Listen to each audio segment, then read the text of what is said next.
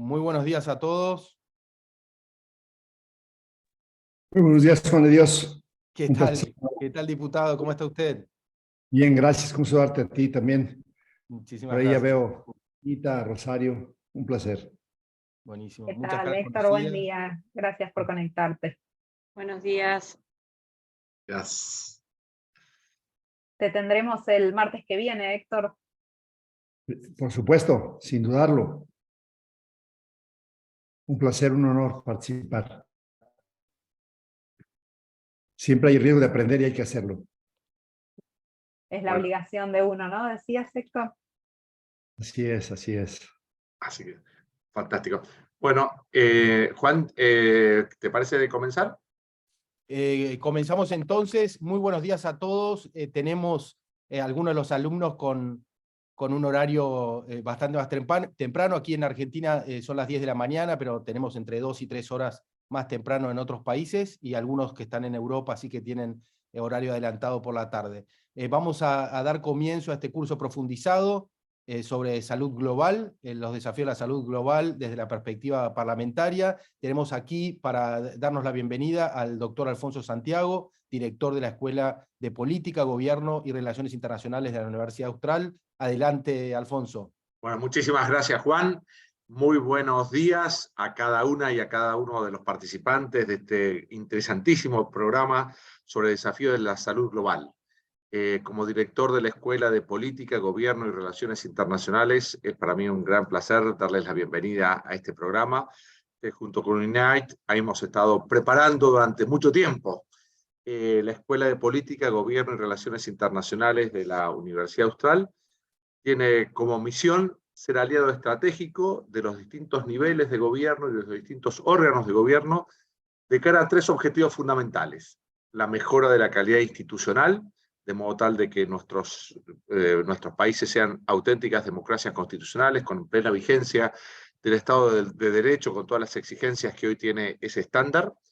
Junto a eso, la mejora de la calidad de gestión, de modo tal de que los distintos órganos de gobierno, junto con la sociedad civil y con el sector privado, pongan en marcha políticas públicas que produzcan bienes de calidad accesibles a todos. Y finalmente, lograr una buena inserción de nuestros países, de nuestras organizaciones sociales y privadas en el escenario global. Esos son los 3 ejes que vertebran toda nuestra actividad, tanto de investigación como de docencia, como de consultoría. Bien, para trabajar específicamente con los distintos poderes legislativos, tanto de nuestro país, pero de toda nuestra región, la Universidad Austral y la Escuela de Gobierno ha definido como un ámbito de influencia, sobre todo, especialmente, toda la región iberoamericana. Para trabajar específicamente con los órganos parlamentarios, hemos puesto en marcha el CIDEIPP, el Centro Internacional de Investigación, Estudios e Implementación y Mejora Parlamentaria. Y desde ese entonces venimos desarrollando programas de diplomacia parlamentaria, programas de ciencia y parlamento, jornadas internacionales que vinculan el mundo académico al mundo parlamentario, con esos objetivos, ¿no? Con la idea de mejorar la calidad de gestión, la calidad institucional y el relacionamiento internacional, en este caso, de los parlamentos. En ese contexto hemos entrado en contacto con distintas entidades internacionales. Tenemos una relación muy fluida con la Unión Interparlamentaria Mundial, que nos ha participado en varias de las actividades que ellas organizan, y hemos coorganizado algunas actividades. Y junto a eso también, y específicamente en el área de la salud, hemos entrado en contacto con UNITE y hemos puesto en marcha esta iniciativa. Me parece que tanto la salud tiene una dimensión global, y en esa dimensión global los parlamentos tienen un rol fundamental para la articulación de esas políticas públicas, que no solamente tienen que ser nacionales, sino también regionales e incluso globales. Y por eso me parece reflexionar sobre toda esta temática, acompañadas de expertos que unan su conocimiento sobre las políticas de salud, más el rol específico que le corresponde a los parlamentos, es una problemática muy interesante que nos atrajo, y por eso hemos puesto en marcha esta iniciativa. Sin más, y devolviéndole la palabra a Juan de Dios, les doy la bienvenida y les deseo que aprovechen intensísimamente este programa. La verdad que hemos trabajado intensamente para que tenga muchos contenidos, mucha ciencia y mucha experiencia, de modo tal de que ustedes salgan muy enriquecidos en el rol que tienen en los distintos parlamentos de Iberoamérica. Muchísimas gracias por haber acogido la propuesta que le hemos formulado. Muchísimas gracias, Alfonso. Nuevamente, muy bienvenidos a todos. Quiero anunciar que tenemos aquí acompañándonos a uno de los profesores del curso Profundizado, que es Héctor Jaime Ramírez Barba, es diputado federal de México, así que ahora en unos minutos le vamos a dar la palabra, pero quiero también contarles que tenemos presentes a Lucas Chambel, de UNITE, que seguramente está en Lisboa, supongo, igual viaja mucho, así que suele estar en todas partes del mundo. Tenemos también aquí a Ana Kushnir, que es la coordinadora aquí para el área de América Latina y el Caribe, y está aquí en Buenos Aires. No sé si al diputado lo invito, si quiere saludar, por favor, y después Lucas y Ana, si también quieren tomar las palabras. Diputado, adelante. Muchas gracias, Juan de Dios. Es un placer. Saludo con gusto a todos los que nos hacen favor de atender este curso. Es un curso interesante. Siempre hay el riesgo de aprender y les puedo asegurar que con Juan de Dios al frente de esta coordinación, con Ana y con muchos más profesores, estaremos siempre corriendo el riesgo de aprender bidireccional, porque nunca es en un solo sentido. Va a ser un curso muy interactivo y muchas gracias. Es un honor participar con ustedes. Es cuanto. Muchísimas gracias, diputado. Lucas. Y de mi parte, mi español no eres muy bueno, pero quería agradecer a la universidad, pues que UNITE está muy interesada en trabajar con la academia y garantizar que los parlamentarios tienen la mejor información para producir sus políticas. Por eso, muchas gracias a todos por el interés en UNITE. ¿Ya? Bueno, nada, no hay mucho que agregar a lo que ya dijeron Juan o Alfonso, pero sí de mi parte decir, yo trabajo acá, como decía Juan, como coordinadora regional de Latinoamérica y el Caribe de UNITE. Hace ya muchos meses empezamos a pensar con Juan de Dios la posibilidad de armar este curso, e hicimos un pequeño experimento el año pasado en la diplomatura de la universidad, con 2 clases nada más, y ahora nos arriesgamos a algo un poquito más grande. Así que nada, de mi parte con muchas expectativas por el curso. Como decía Lucas recién, para UNITE es un gran desafío poder vincular el trabajo que hacemos todos los días con el mundo académico, así que ahí vamos, y muy contenta de ver conectados y conectadas en este Zoom a parlamentarios o parlamentarias y staff, algunos con quienes trabajo todos los días, y otros que me encanta que puedan conocer el trabajo de la red, y quizás a partir de hacer este curso, plantear nuevas colaboraciones en Latinoamérica. Así que eso simplemente. Estás muteado, Juan, estás muteado. Gracias, Alfonso. Muchas gracias. Les agradecía a Lucas y a Ana por la intervención. Yo creo que a Ana la vamos a tener en todas las clases, así que va a estar aquí a total disposición. Les voy a contar la dinámica del día de hoy, que va a ser particular por ser el primer día. Voy a compartir también aquí pantalla, si me permiten. Primero, quiero que se conozcan, así que vamos a hacer una ronda de conocimiento. Tenemos 24 alumnos. Básicamente son 5 países los que están aquí representados: Argentina, Chile, Cuba, Ecuador, México y Paraguay, lo cual me parece sumamente interesante. Creo que va a ser interesante también para el networking. Siempre tenemos la experiencia que uno de los activos que se llevan de los programas educativos es esas relaciones que después los acompañan en su carrera profesional. Así que aquí yo hago algunas preguntas así en el aire, no sé si quieren, solemos hacer esto con las encuestas del sistema de Zoom, pero me parece que son un poco engorrosas, así que las preguntas serían básicamente el ámbito de trabajo, que ustedes cuenten si trabajan en el sector público, privado, en sociedad civil u otros ámbitos, la formación profesional. Hay muchos de ustedes que los conozco porque algunos han sido alumnos de la diplomatura internacional en diplomacia parlamentaria, si pertenecen a las ciencias jurídicas, políticas, económicas, médicas inclusive, o tienen formación en relaciones internacionales, el nivel de conocimiento con respecto al funcionamiento de un parlamento, porque esa es la perspectiva de este curso profundizado, Lo mismo respecto a la diplomacia y las relaciones internacionales, a los asuntos globales y en particular acerca de la medicina. Y bueno, nos interesa también su vínculo profesional, político, institucional, o si no pertenecen ni a un partido político, ni a una institución pública, ni privada, si trabajan en forma independiente. Y después simplemente con respecto al idioma inglés, bueno, vamos a tener interpretación simultánea, así que aquellos que eventualmente necesitarán de traducción no hay problema.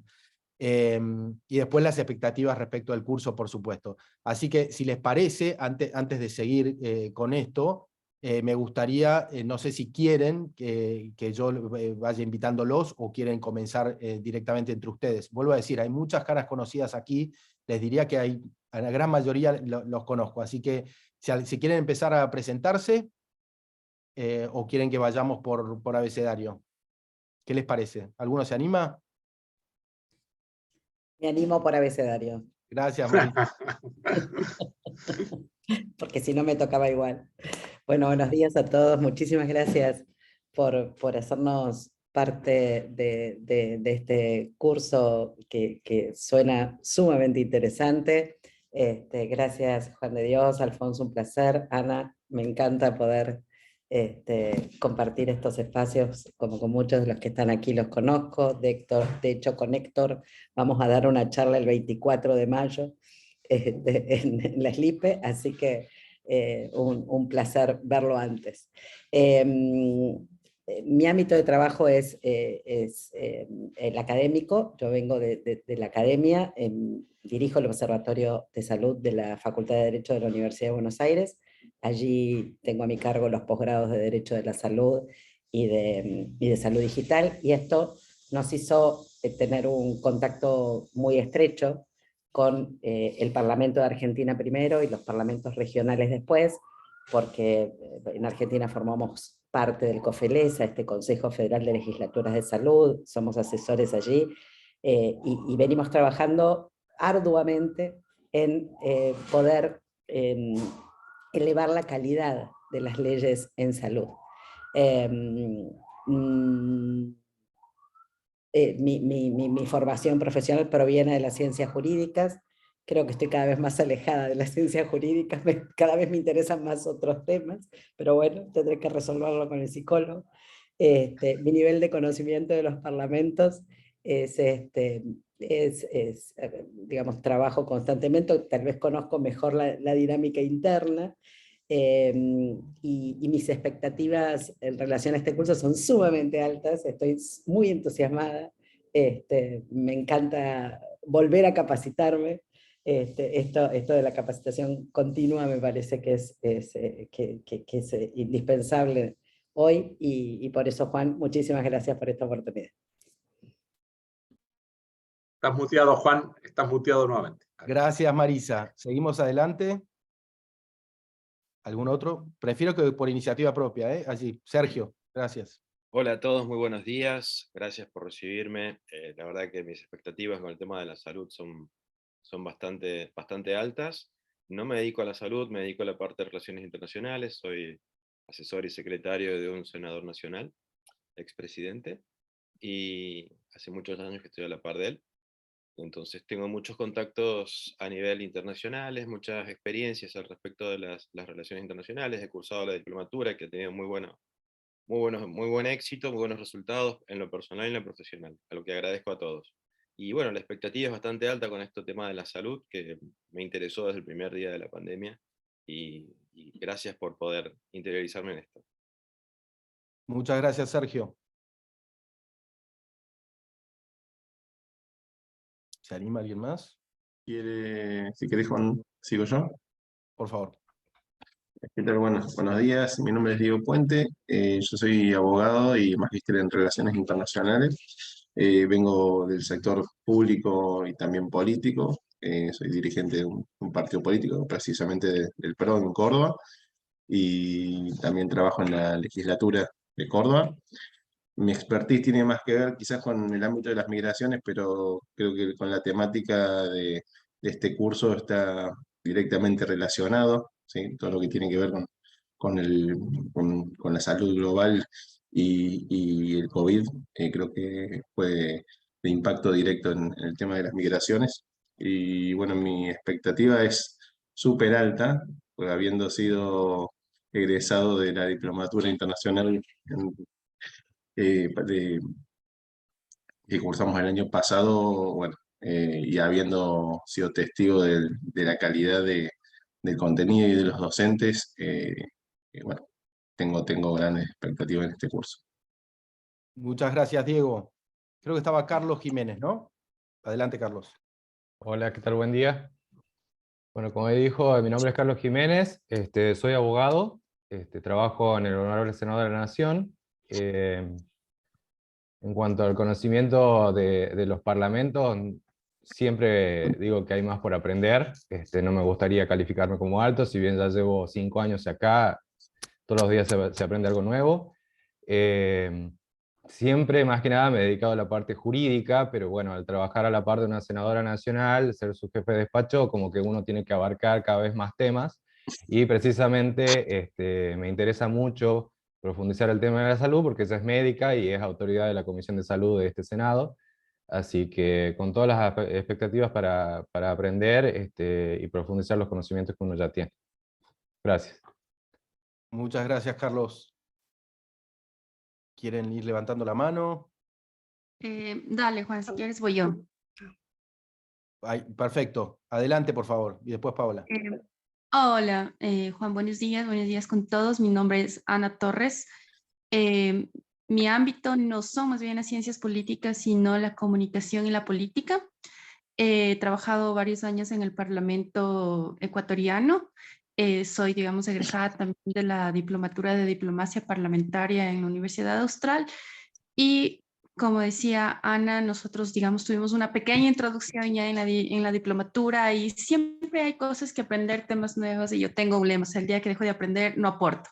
Entonces creo que es un reto constante para todos los que trabajamos en los parlamentos o trabajamos en el ámbito político, tener más información y más perspectivas y poder hacer mejores experiencias nacionales aprendiendo de las experiencias internacionales. Un gusto estar acá nuevamente. Gracias, Juan, nuevamente por la oportunidad de estar acá. Por favor, Ana, muchísimas gracias a vos. Seguimos con Paola entonces Urbina, adelante. Bueno, muchas gracias, Juan, un gusto saludarte, un gusto saludar a Ana, a Alfonso y a todos aquí los compañeros y compañeras que participan de este curso. Agradezco mucho la posibilidad de participar en este curso como alumna. Mi desempeño tiene que ver con la parte académica y también con el trabajo legislativo. Desde el punto de vista académico, soy coordinadora general de investigación de la Facultad de Ciencias Jurídicas y Políticas de la Universidad de Ciencias Empresariales y Sociales, donde también me desempeño como directora del Instituto de Ciencias Jurídicas y Políticas, y como directora de la revista Ratio Juris, que es una revista de derecho. Soy abogada, soy doctora en Derecho, mi expertise tiene que ver con la salud, de hecho mi tesis tuvo que ver con salud, y desde lo académico vengo dirigiendo equipos de investigación en materia de salud, y desde el punto de vista legislativo asesoro el trabajo parlamentario del senador Mario Fiat. Siempre me he desempeñado asesorando a legisladores y legisladoras en materia de salud. Conozco a Juan de algún curso que hemos realizado por parte del Congreso de los Diputados de España, en Cartagena de Indias, y soy de la idea de que siempre hay que capacitarse, hay que estar actualizado, y sobre todo enriquecerse a través de los conocimientos y experiencias de distintos colegas, y por eso es que siempre me encanta formar parte de estas actividades de formación y de capacitación. Así que un gusto y un honor. Muchas gracias. Muchísimas gracias, Paola. ¿Con quién seguimos? María Alejandra, por favor. Hola, buenos días. Mi nombre es María Alejandra Moreno. Agradezco muchísimo a Juan la posibilidad de formar parte de este curso. Para mí es un honor. Estoy convencida de lo que decía Paola. Es importantísimo formarse permanentemente estudiar permanentemente sobre lo que uno hace. Así que bueno, la verdad es que tengo muchísimas expectativas con el curso. Soy abogada, también cursé la diplomatura en Derecho Parlamentario. Soy la directora general de la Comisión de Salud de la Legislatura de la Ciudad de Buenos Aires, secretaria parlamentaria, además de la presidenta de la Comisión de Salud, la diputada Ana María Bou Pérez, ex ministra de Salud de la ciudad, hasta el 2019, que asumió el actual ministro. Previo a ello trabajé 10 años, antes de la gestión de Ana María, con la gestión de Lemus y la otra ministra también, durante 10 años en el Ministerio de Salud de la Ciudad de Buenos Aires, en el área administrativa, como gerente de contrataciones.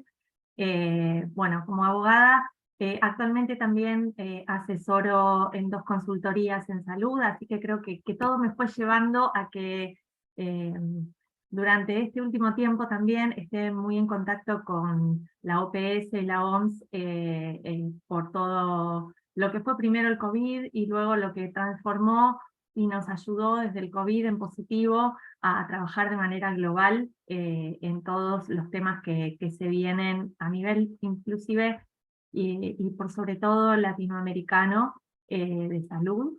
Y que nos involucran a todos, así que buenísimo también, que me pareció genial que esto involucre a Latinoamérica.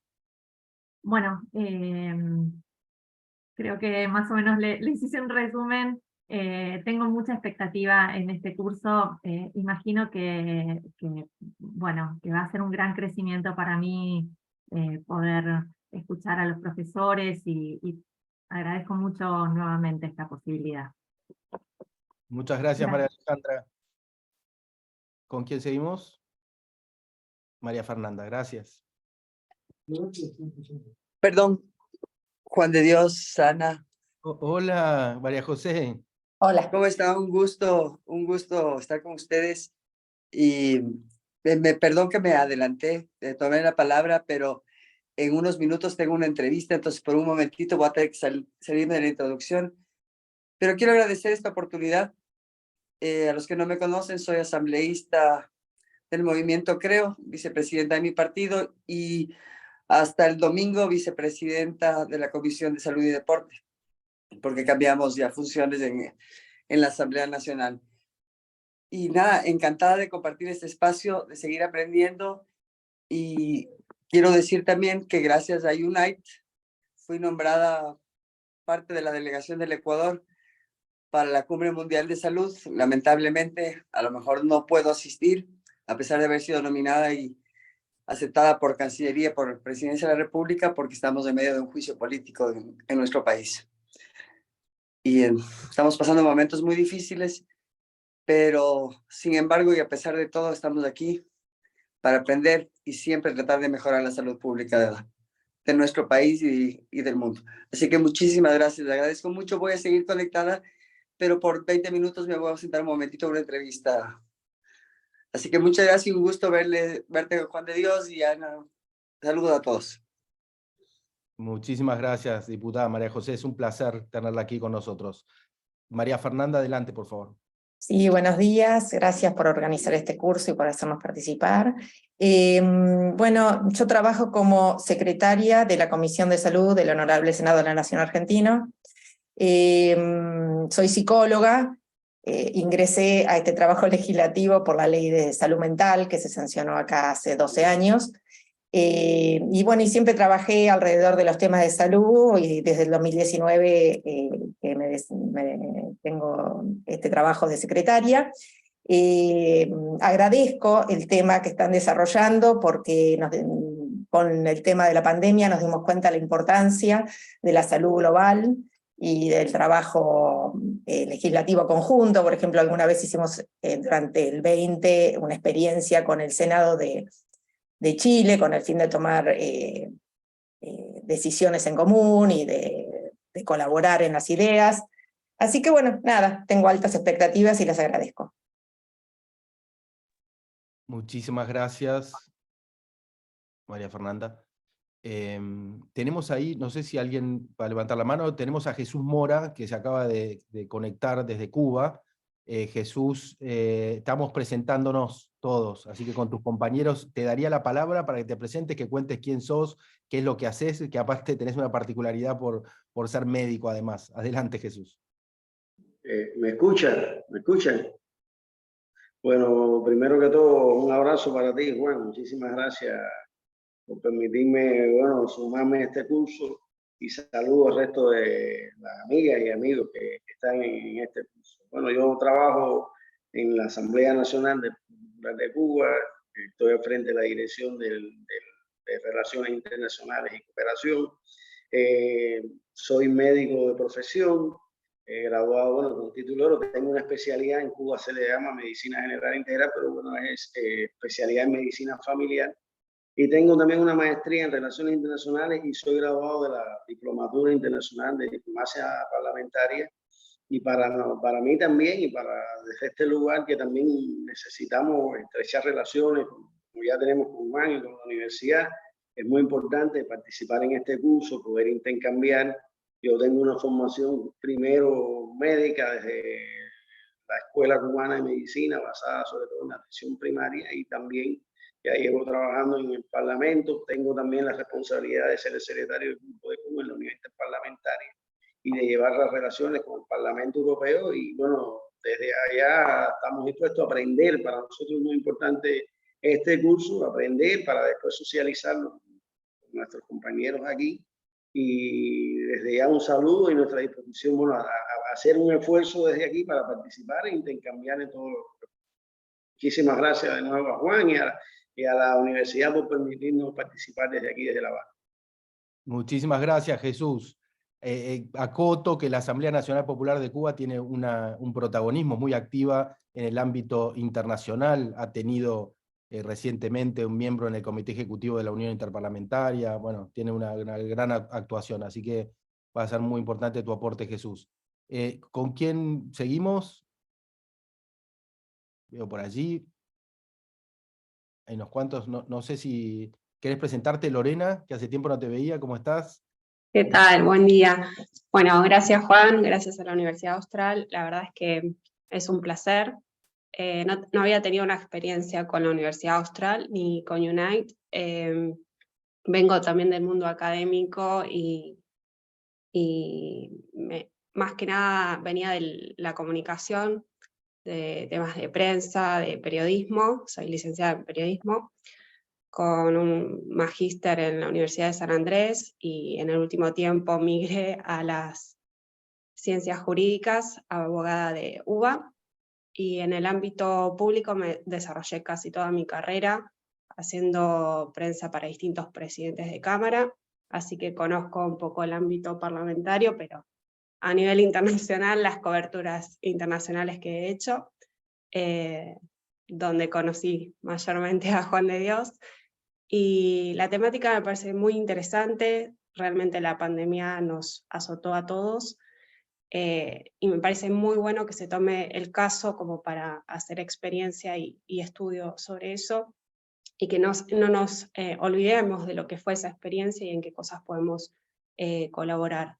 Me parece muy bueno el aporte con UNITE, porque se ve que hay una intención de hacer, ¿no? Que no queda solamente en un curso, y bueno, esa es la expectativa que tengo respecto de esta cursada, que podamos implementar en práctica algo que nos sirva.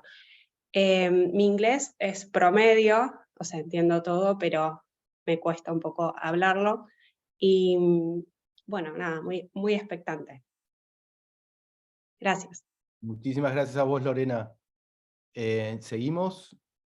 Los que ingresaron... Juan, solo me meto para decir que no se preocupe nadie por el nivel de inglés, porque de 11 a 13 vamos a tener interpretación simultánea, así que van a poder elegir, después avisamos cómo, el canal de español, y escuchar la interpretación en español sin ningún problema. Así es. Muchas gracias, Ana. Vamos con María Isabel Domínguez. Adelante. Muchas gracias, Juan de Dios. Mucho gusto. Un gusto con todos ustedes. Muy buenos días. Bueno, mi nombre es María Isabel Domínguez. Yo soy abogada de profesión. Yo trabajo en el Parlamento ecuatoriano también ya algunos años. He trabajado también gran parte de este tiempo en la Comisión de Salud del Parlamento ecuatoriano, entonces estoy muy gustosa de formar parte de este curso, de aportar y de también, por supuesto, recibir y aprender muchas cosas de estos grandes cuadros que veo que están en el curso, y me alegro muchísimo porque estoy segura que va a ser muy enriquecedor para todos, y pues nada, a las órdenes y con mucho gusto de participar en este curso. Muchas gracias. Gracias, María Isabel. A ver, ¿quién más? Los que no se pueden presentar hoy se presentarán a medida que vamos avanzando. Luego tengo que explicar, vamos con María Luz, pero luego les voy a contar un poco cómo va a ser la dinámica de hoy, que va a ser particular. María Luz Gálvez, adelante. Hola, buenos días. Bueno, soy María Luz, soy de Argentina. Agradezco la oportunidad. Yo conocí a Ana a través de UNITE el año pasado, en un evento que se hizo entre la Cámara de Diputados y Senado. Yo soy abogada de formación, trabajo tanto en el ámbito privado como en el público, en las ramas de familia y salud, porque bueno, considero que están íntimamente relacionadas. Soy asambleísta titular en el Colegio de Abogados de acá de la ciudad de Buenos Aires, también asesora de una diputada en el Congreso Nacional, en la Comisión de Salud. Coordino un equipo de profesionales que elabora políticas públicas acá en la ciudad de Buenos Aires. Y considero que la formación constante es fundamental, porque uno nunca deja de aprender. Así que bueno, muchísimas gracias por la oportunidad que nos brindan de estar aquí. Muchas gracias, María Luz. Por ahí lo veo a Nicolás, Fernanda, Otero. Nicolás, ¿querés tomar la palabra? Gracias. ¿Qué tal? Buenos días, Juan. Muchas gracias a todos y bueno, saludo a los compañeros.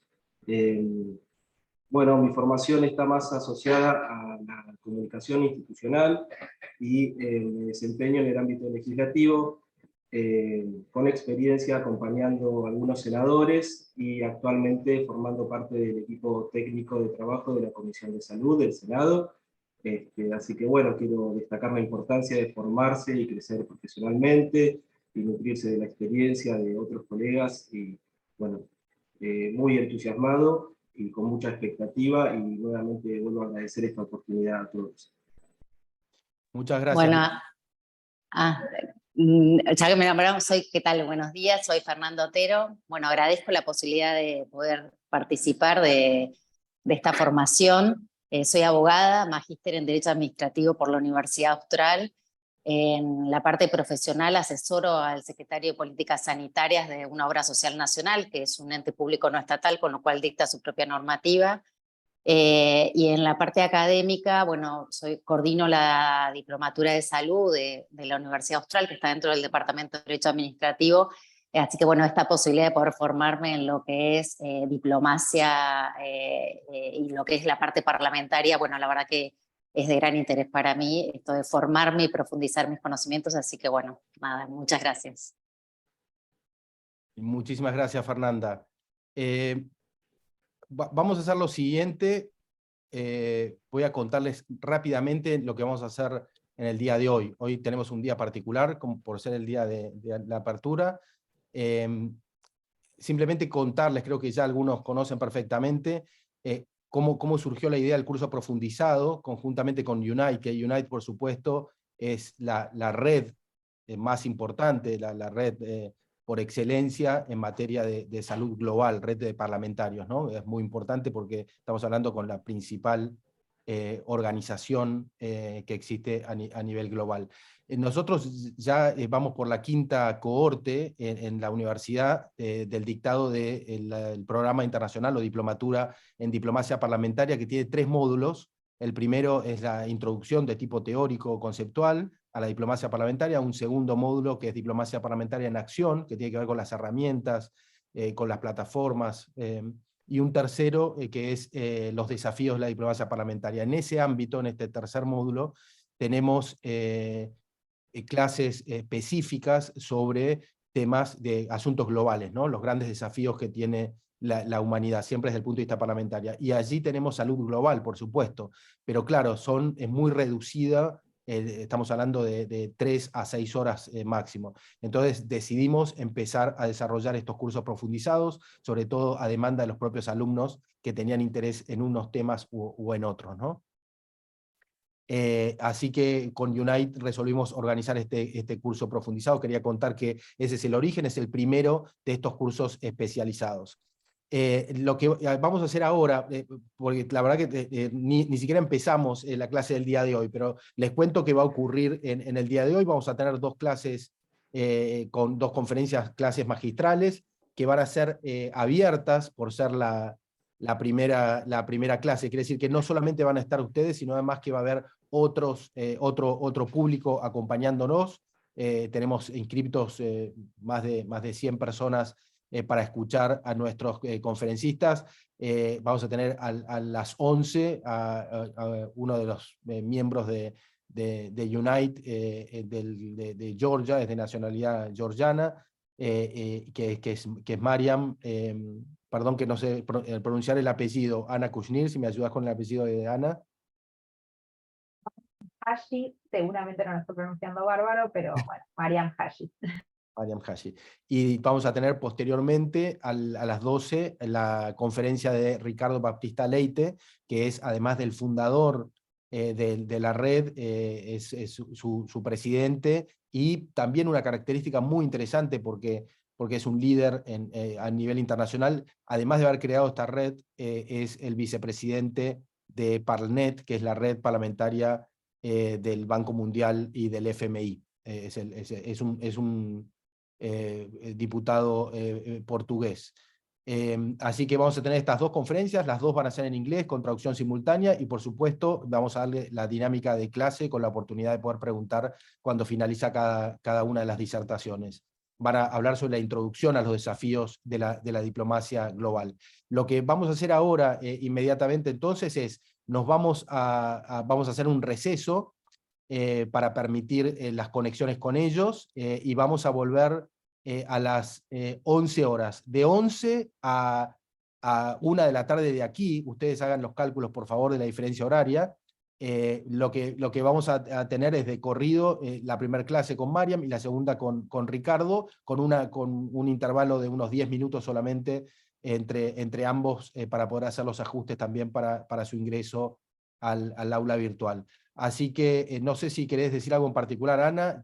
Me están pidiendo ingresar para hacer los ajustes, así que lo que vamos a invitar a los alumnos, y después van a seguir presentándose, vamos a seguir, no en el día de hoy, pero lo haremos en la clase del jueves, pero en el interín sí, lo que les pido entonces es que no se vayan, no se desconecten, simplemente que queden stand-by mientras hacemos los arreglos técnicos, y vamos a recomenzar la clase entonces en punto, a lo que sería 11 en punto aquí en la Argentina, y ustedes en sus respectivos países. No sé, Ana, si querés decir algo en particular. No, nada en particular, pero simplemente que no se desconectaran, que los esperamos y que seguíamos las presentaciones del jueves que viene. Lo mismo que dijo Juan. Perfecto, entonces, por favor, se toman un café, etcétera, a las 11 de aquí, comenzamos entonces con la clase. A las 11, nos encontramos en 20 minutos, 19. Bueno, muy buenos días a todos, desde aquí de la Argentina, muy buenas tardes a los que están en el norte del planeta. Mi nombre es Juan Diego Cincunegui, de la Escuela de Gobierno de la Universidad Austral. Vamos a tener hoy 2 fantásticas presentaciones.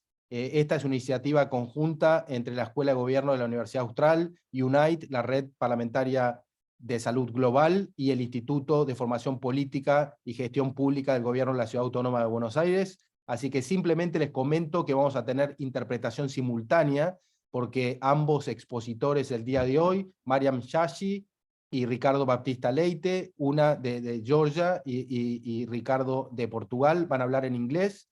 Así que por favor vean abajo de sus pantallas, van a encontrar un mapamundi, y allí pueden elegir escuchar el idioma original, inglés o español. Si quisieran más claridad, porque lo que van a escuchar es el 80% del idioma que elijan, si es, por ejemplo, español, para escuchar en español, van a escuchar 20% el idioma original en inglés.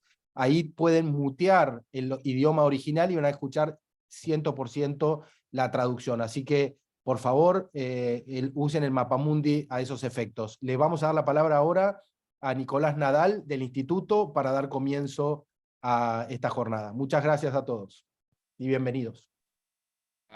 Juan, muchísimas gracias por esta introducción. Quiero también darle la bienvenida a todos los que ya se van conectando de parte del Instituto y la gente que viene de parte de la Universidad Austral también. Desde ya agradezco, veo muchas cámaras prendidas, lo cual es fantástico para nosotros, para todo lo que es la cercanía con ustedes, me voy a sentir mucho mejor. Así que darle las gracias a todos, a Juan por haber organizado esto junto con Marcelo Sanoner, un profesor hace ya varios años acá en el Instituto de Formación Política y que está hace bastante tiempo ya coordinando estos encuentros, estos espacios de conversación internacionales que son muy enriquecedores y en los cuales se aprende muchísimo. Así que quiero darle la bienvenida a Marcelo para que podamos comenzar con este gran encuentro que tenemos oradores de primer nivel. ¿Cómo andas, Marcelo? Hola, buen día a todos, bienvenidos. Muchas gracias, Nico, por la apertura. Bueno, venimos organizando este ciclo, en este caso es la tercera jornada del Instituto de Formación Política y Gestión Pública del Gobierno de la Ciudad, del Ministerio de Gobierno de la Ciudad.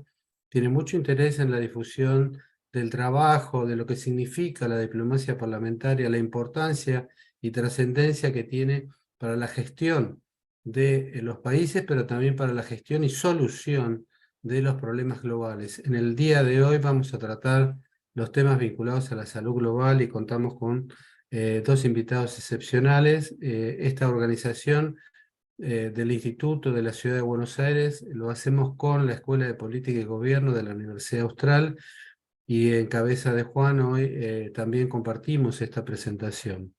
Welcome, Marian Hashi and Ricardo Leite. It's a pleasure for us to stay here. Bueno, lo de la traducción ya lo comentó Juan, así que vamos a comenzar, Nicolás, con este evento, señalando y agradeciendo la participación de los estudiantes de la Universidad Austral y los estudiantes de toda la Argentina y asistentes que convoca habitualmente el Instituto para estas ocasiones. Es un gran evento por el prestigio de los expositores y por los organizadores. Es probable que más tarde pueda estar con nosotros Karina Spala, que es la directora del Instituto de Formación Política. Está algo demorada, pero ya veremos en qué momento podemos contar con algunas palabras de ella.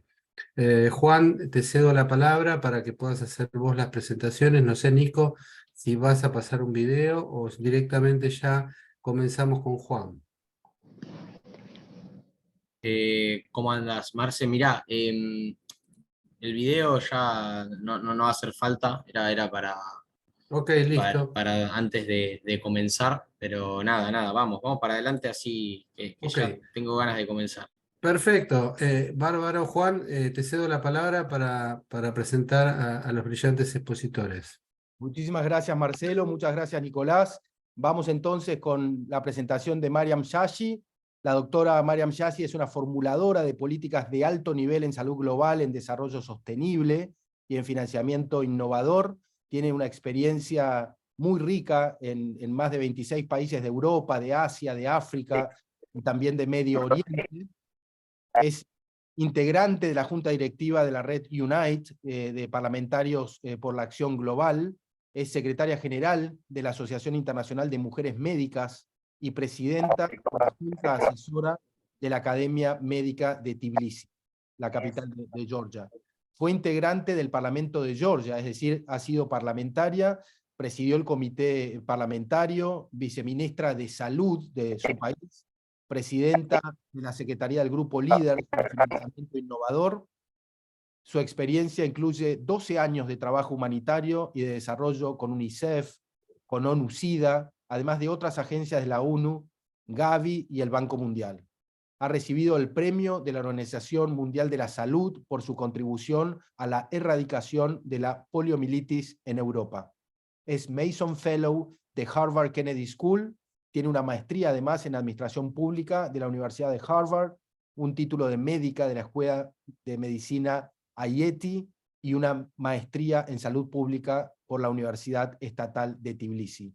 Es un verdadero placer, un privilegio tenerte aquí presente, Mariam, así que el piso es tuyo, por favor, adelante, vamos a estar todos muy interesados en escucharte. Gracias. Gracias, Juan. Thank you, Juan, for this very warm introduction and welcome. I would like to also extend my greetings from Georgia and welcome the distinguished colleagues from the Austral University and the partnership together with UNITE. This is an excellent initiative to bring the global health essentials to the studies for the future policymakers and parliamentarians. And having shared your initiative with colleagues in Georgia, we already have expressed interest from a number of academia representatives to possibly collaborate in expanding the training course to other private and public universities in Georgia. So without any further ado, I would like to start the presentation. Knowing the representation of the audience, I tried to make the presentation less sophisticated in terms of the medical and the public health terminologies. We cannot avoid all the terminology, but to understand the basics and the essentials of the global health, I hope you will find the presentation helpful, and also looking at the potential role of policymakers, specifically parliamentarians, how we can move forward the agenda of the global health. If I can have yes, thank you. So I already have the permission to share my slides. So as you see, the presentation is the presentation is, yes. The presentation is structured about the global health and the role of parliamentarians, and also just an introduction that we're just concluding a regional meeting with representatives of 7 country governments from Eastern European and Central Asian region. And we once again were reaffirmed on the importance of engaging parliamentarians more systematically in the global health agenda. And I look forward to sharing more insights from our region and with colleagues from Latin American and Caribbean region. So the structure of the presentation includes the basics, introduction to global health. What is global health? Why? What are some of the success stories in global health that everyone, especially on policymakers levels, should be aware of? What are some of the remaining challenges in global health? And what is the potential role of parliamentarians in moving forward the agenda? So starting with a very academic definition of the global health, it may sound a bit sophisticated, but we'll demystify the definition.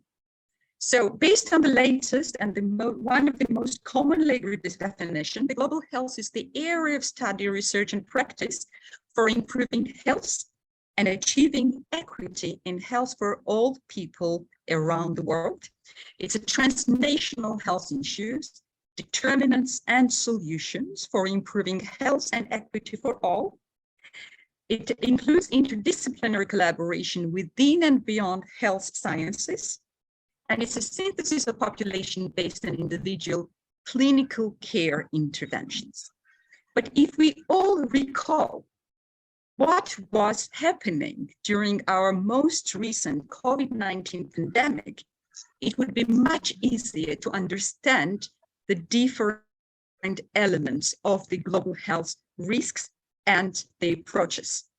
So when we speak about the global health, the ultimate goal is attaining health for all people around the globe, and the different elements of the global health is to strengthen national and international health systems. It's the combination of the health public health, and clinical care interventions at the primary health care or hospital levels. Global health is a beyond the border approach to health risks, and we have seen how the pandemic has disrupted not only the national health systems, but economies of the country, the education system, trade, and other sectors. It's an approach that implies different sectors beyond the health approach, beyond the borders multinational approach. And the global health agenda is usually defined by the global vision, goals, and solutions usually agreed by the member states of the United Nations and other intergovernmental forums. The global health agenda engages in international partnerships for common goals, and we will discuss this further. And most importantly, common measurement and reporting mechanisms to see how the different countries are progressing with the declared commitments towards the global health goals. Why global health matters? Definitely, this is a question that can have multiple answers, but let's, from the policymaker perspective, let's start with the discussion of health as a human rights issue.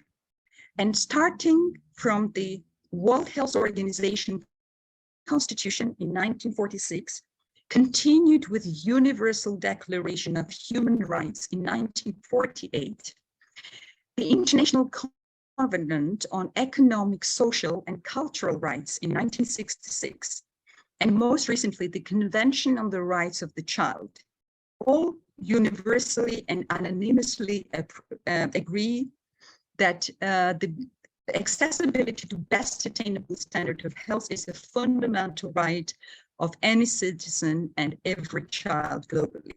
And with recognition of the fundamental right component of the global health, the UN member states,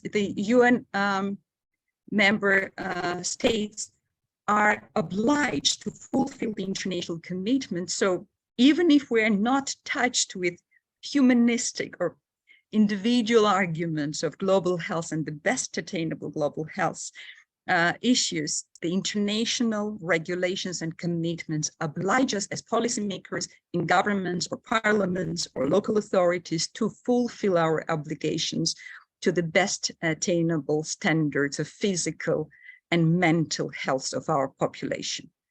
The second argument, why the global health matters, relates to the extremely extensive and high disease and disability burden. Every year, the world witnesses over 55 million deaths, and 1.3 billion people are living with disabilities. 1 in every 6 of us is experiencing severe disability, either physical or mental. Of course, many of the deaths cannot be avoided, but let us also look at the distribution of the mortality burden. Based on the World Health Organization's metrics, the table presents to you 10 leading causes of death worldwide. And the heart diseases, strokes, chronic pulmonary lung diseases are the leading cause of deaths throughout the world, irrespective of our socioeconomic, political, or cultural status of the population.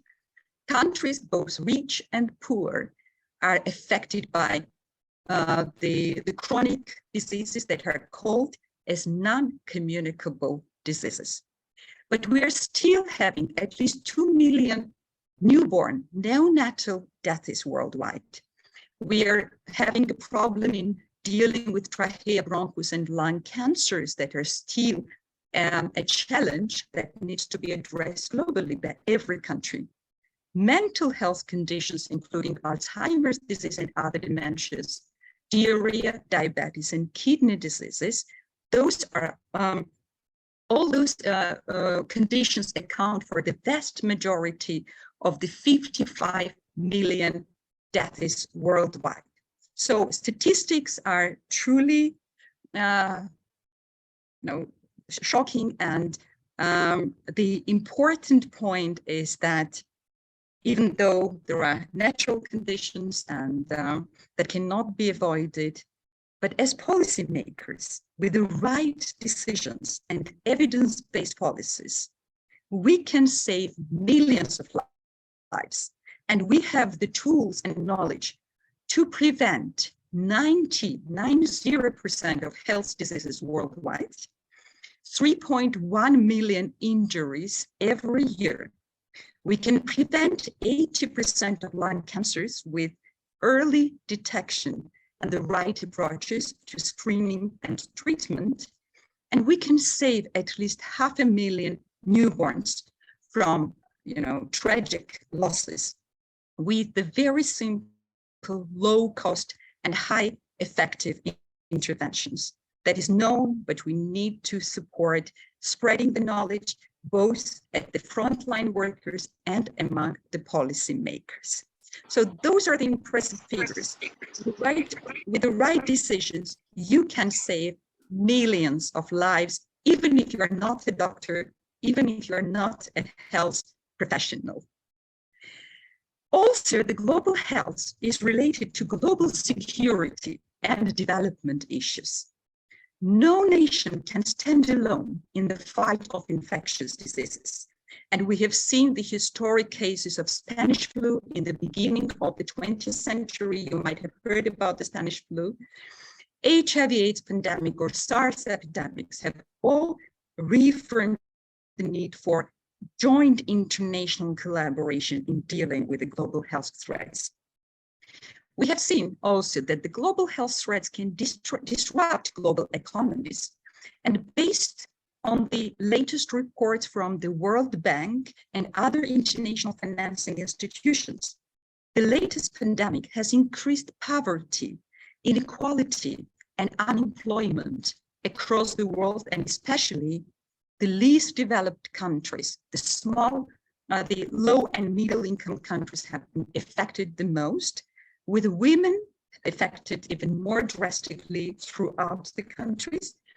And in addition to affecting the economies, the latest pandemic has also become a test of democracies in the different nations. Not only the middle and low income countries with fragile democratic institutions, but countries with historically strong democratic capacities and long-standing effective democracies, they have also witnessed deterioration of the human rights and democracy standards. And based on the Freedom House report, the status of democracy and human rights have been worsened in over 80 countries globally. So when we speak about the global health, it's not only the health, the mortality, diseases, disability, but it's also the overall health of our economies, our political institutions, and the job security throughout the world.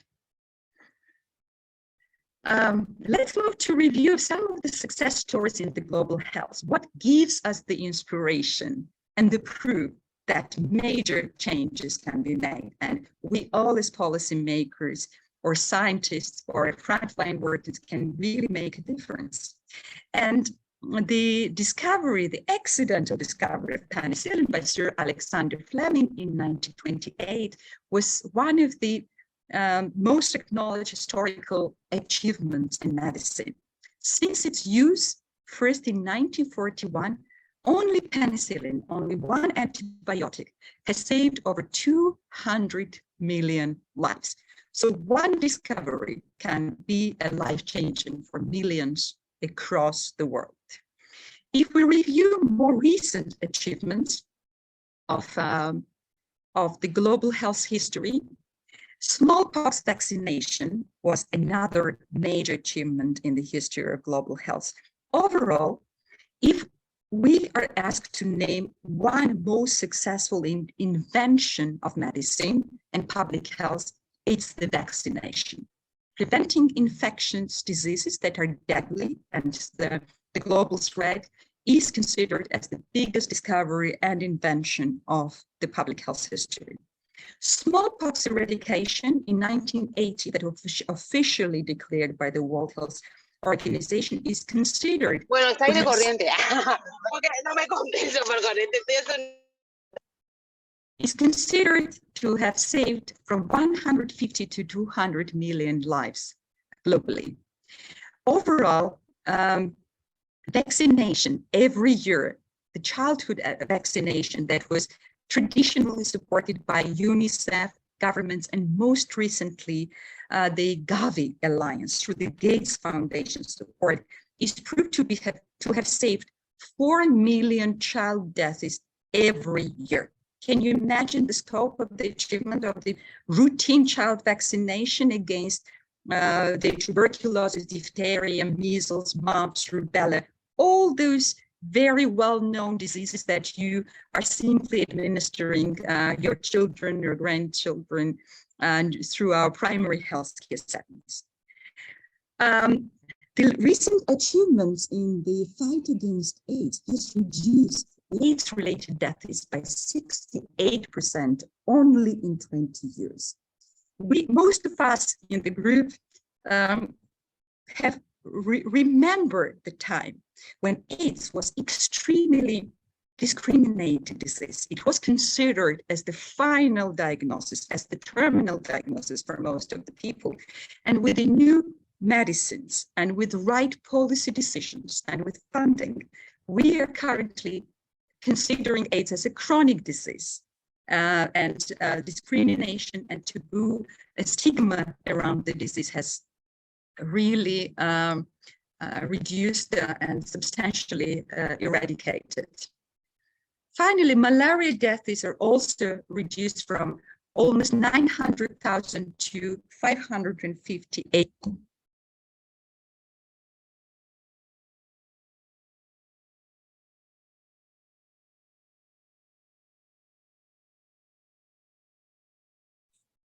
Disculpe, ¿hubo una pérdida de audio?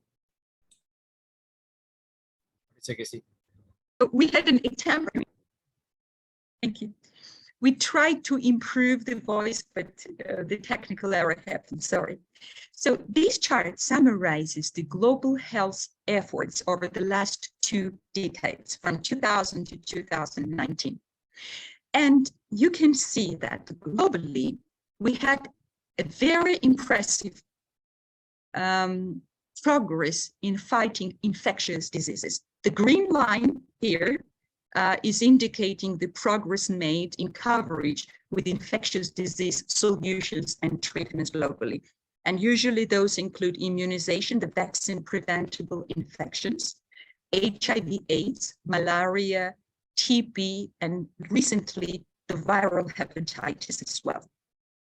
However, we don't have equally successful trends in dealing with so-called non-communicable diseases, the diseases that are not spread as infectious diseases by airborne, as an airborne infections or by water or other sources of infection.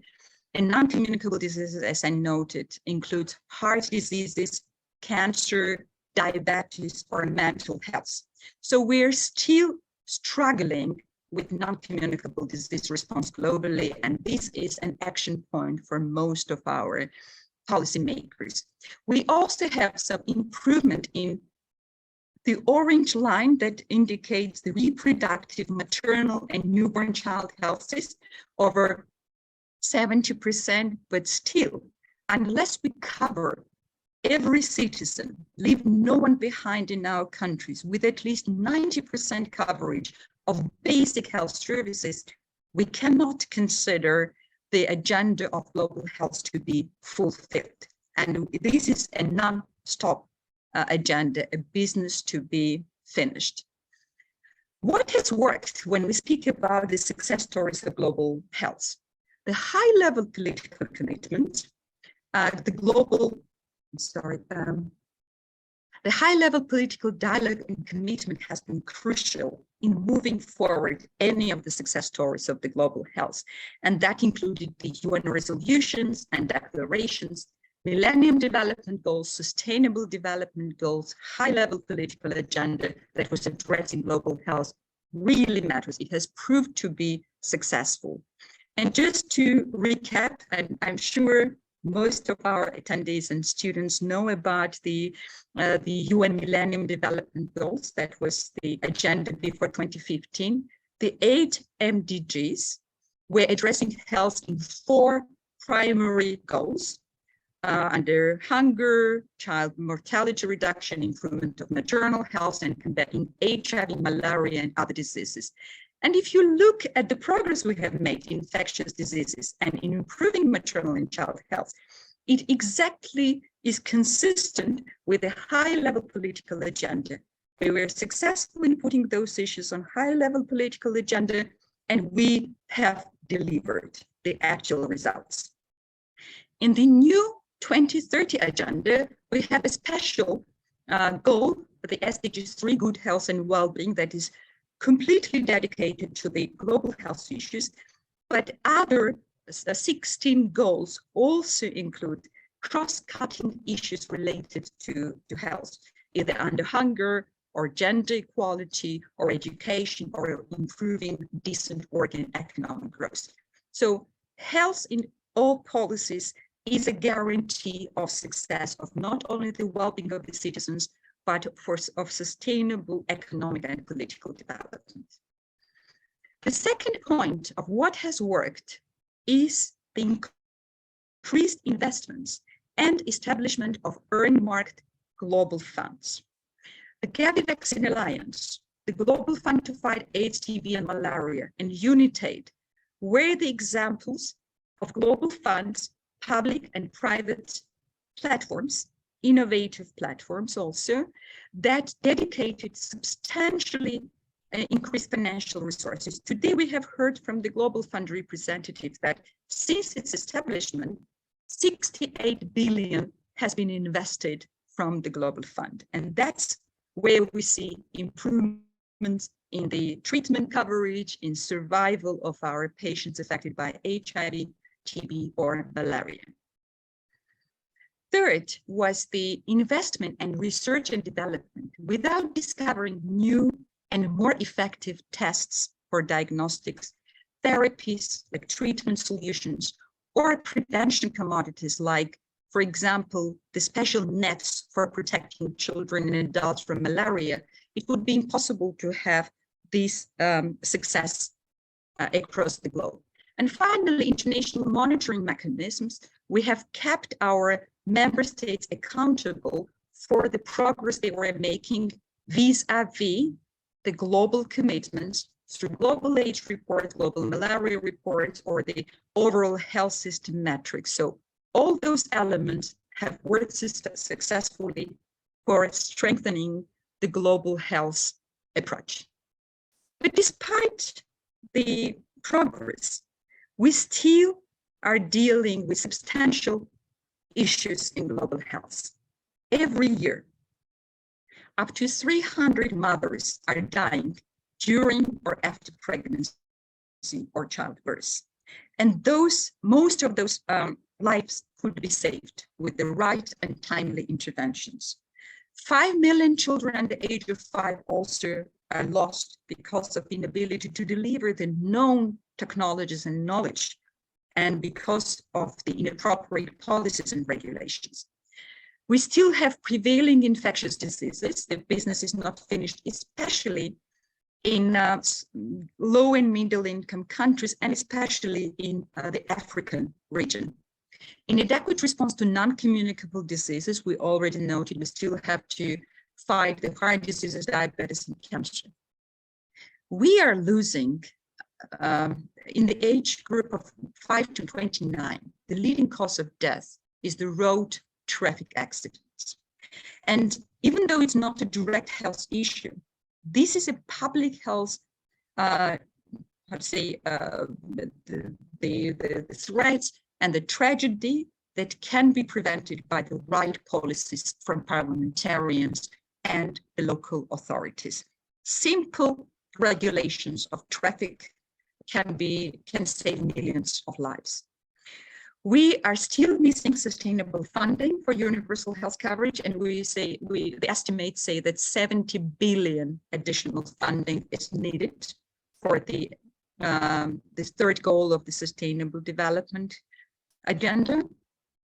We also saw that despite the amazing mobilization of political resources and financing globally during the pandemic prevention preparedness response, the international health regulations were not effective.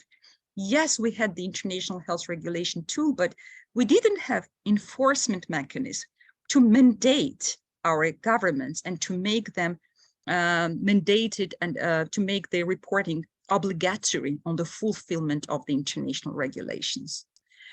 Finally, we have the growing environmental impact on health and underutilized and underdeveloped digital health solutions that are all the issues that policymakers, even without the medical or public health background, can really change. Let me move to 3 concrete ways how the parliamentarians could contribute to the global health agenda. First of all, you can become a global health advocate. Please participate in high-level global forums, the UN General Assemblies, the World Health Assemblies, PAHO meetings, because PAHO is really strong as the regional representative body of the World Health Organization in the Latin American Caribbean region. It may sound simple, but the reality is that governments, the executive branch of the governments, are very active in all those forums, but the voice of parliamentarians is less heard and visible. So this is a very concrete step there where we can improve the visibility of parliamentarians. As policymakers and parliamentarians, you can advocate for increased and sustainable funding for health, both in your countries as well as regional and global levels.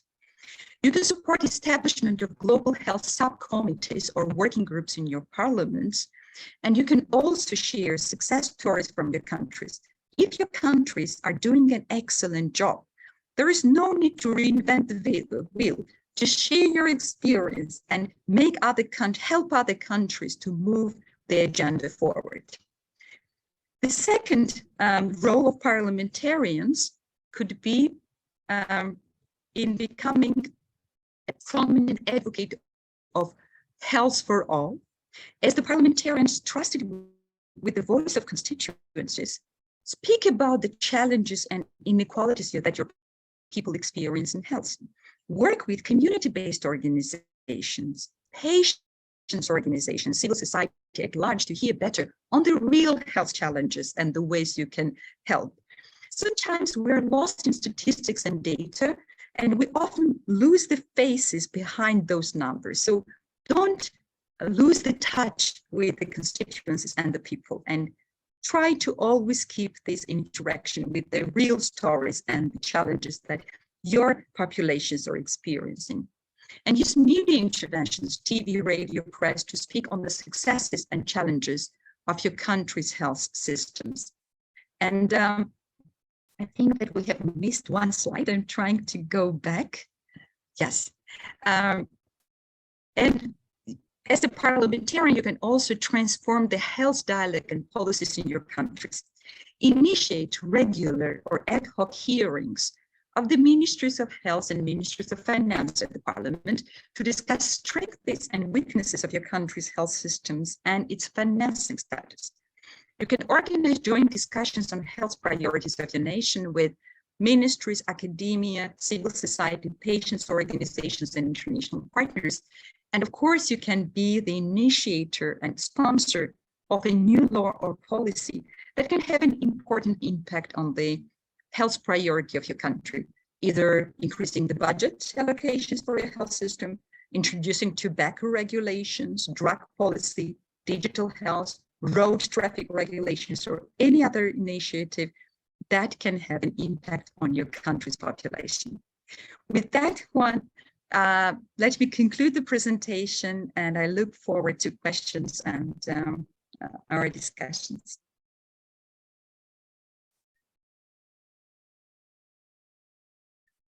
Muchísimas gracias, Mariam. Excelente disertación. Quiero que sepas que tenemos aquí participando, además del público general, algunos legisladores de distintas partes de América Latina.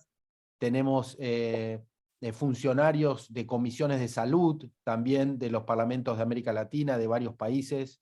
Hay gente de Argentina, por supuesto, de Ecuador, de Chile, de México, de Paraguay, bueno, y de muchos otros países. Así que vamos a abrir a preguntas. Les pedimos, por favor, si quieren hacer las preguntas por el chat o si levantan la mano. Bueno, mientras tanto, Juan, los invitamos a hacer las preguntas y nos levantan la mano o nos escriben, como dice Juan. Me pareció excelente tu presentación, Mariam, y en particular me quedé con el tema de la Agenda 2030 y cómo ustedes van construyendo objetivos a partir del cumplimiento de metas que tiene la agenda y las van secuenciando a través del tiempo.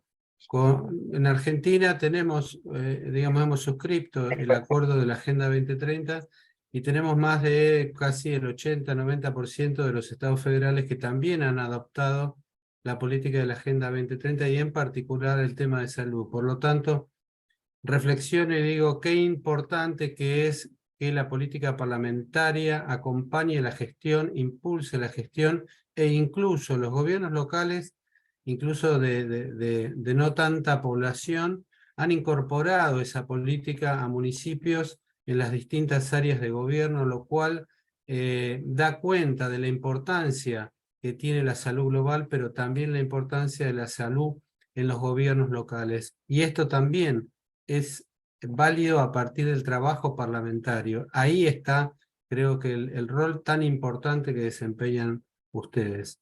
Bueno, invitamos a ver quién quiere comentar alguna pregunta, como decía Juan. Yo aprovecho, Marcelo, para preguntarle a Mariam con respecto a la importancia de la cosmovisión, sobre todo los parlamentarios, ¿no? Si son más abiertos a tener una visión global o menos abiertos, tal vez más localistas y mirar simplemente la realidad local, ¿no? Sea en un pueblo, en una ciudad, en una provincia o a nivel nacional. Pero me parece importante preguntarte eso, porque hay culturas diferentes y algunas culturas son culturas con cabezas muy abiertas y miran lo que ocurre permanentemente en el mundo en materia de salud, y otras son un poco más focalizadas o ajenas, por lo menos quiero preguntarte a vos, sobre todo desde el punto de vista de los parlamentarios, ¿cómo crees que incide esta cuestión de la cosmovisión, ¿no?, en la salud?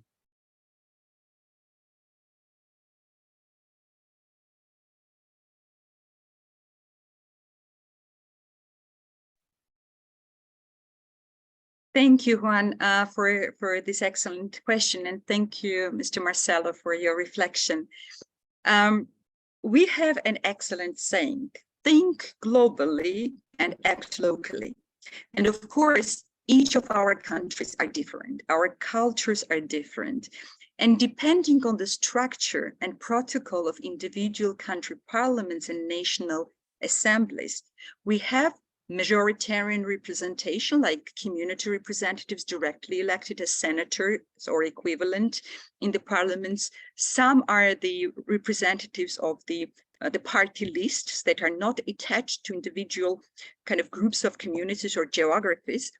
But one lesson that we have learned in the global health fight is that having global vision, even if it's very generic, even if it gives the global goal for universal health coverage or maternal mortality reduction, when you have this global umbrella framework, it really helps everyone on the ground to move the agenda.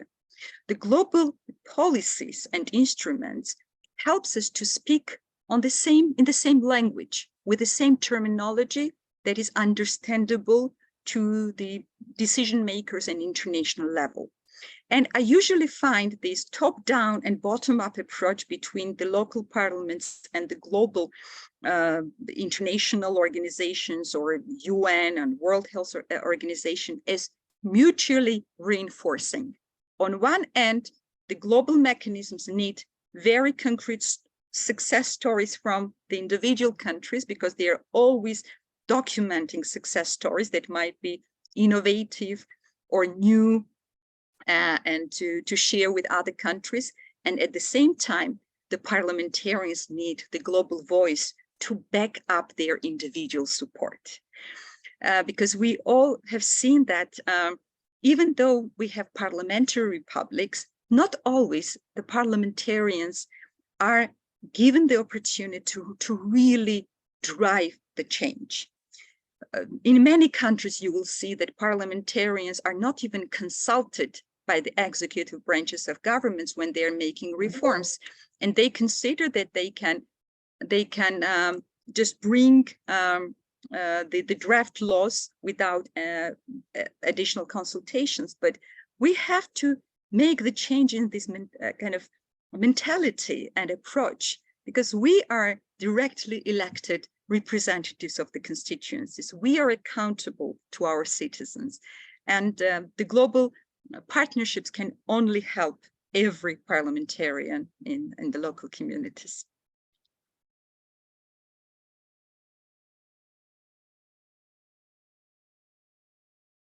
Muchísimas gracias, Mariam. Excelente respuesta. Vamos entonces con Diego Farizano. Su pregunta, por favor.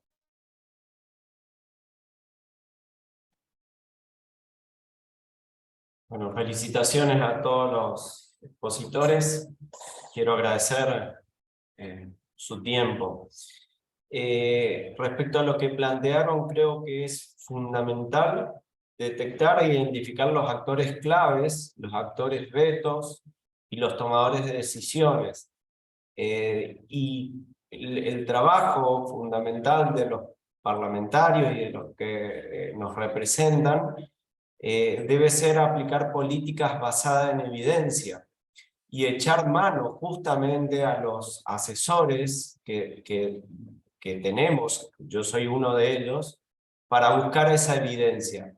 Nosotros como asesores tenemos la obligación de bajar la información al nivel de los representantes. Hay que entender de que por ahí la información tan dura o tan científica no tiene el impacto que nosotros los científicos creemos que tiene. O sea, hay que bajar esa información al lenguaje de las personas que tienen que tomar la decisión y buscar los intereses comunes, porque muchas veces los intereses son políticos, pero tienen un alcance mucho más práctico y en salud. Entonces, buscar los intereses comunes para armar un proyecto o un informe que realmente convenza a todos, ¿sí? Y tomarse ese trabajito de hablar con varios parlamentarios y ver cuáles son las dudas, porque tiene que haber un feedback, tiene que haber un ida y vuelta de qué es lo que le interesa, no solo a un solo parlamentario, porque, por ejemplo, nosotros tenemos la Comisión de Salud, está formada por varios parlamentarios. Entonces, el trabajo de los que estamos en esta gran tarea de llevar los problemas o las variables a los tomadores de decisiones, justamente hacer este trabajito de ser puente entre los diferentes parlamentarios. Absolutely. Oh. Yes, another excellent point. This is simplifying the language and translating the evidence-based and scientific language of global health into commonly understandable messages, both for fellow parliamentarians who have to back up the process and to the societies, especially if we are dealing with some sensitive issues like drug policies. We have evidence in drug policies. We know what should work, but we haven't been able globally to overcome this problem of consensus building on the common understanding of what is important, because people get afraid of their children, their grandchildren, in terms of like modernized approaches to drug policy and humanistic approach to humanizing the drug regulations. And that is one of the primary examples of where we have failed as the global community. But again, that's why we need to be closely collaborating with the actual representatives of the communities. When we speak, for example, on the, again, let's move back to the high-risk populations.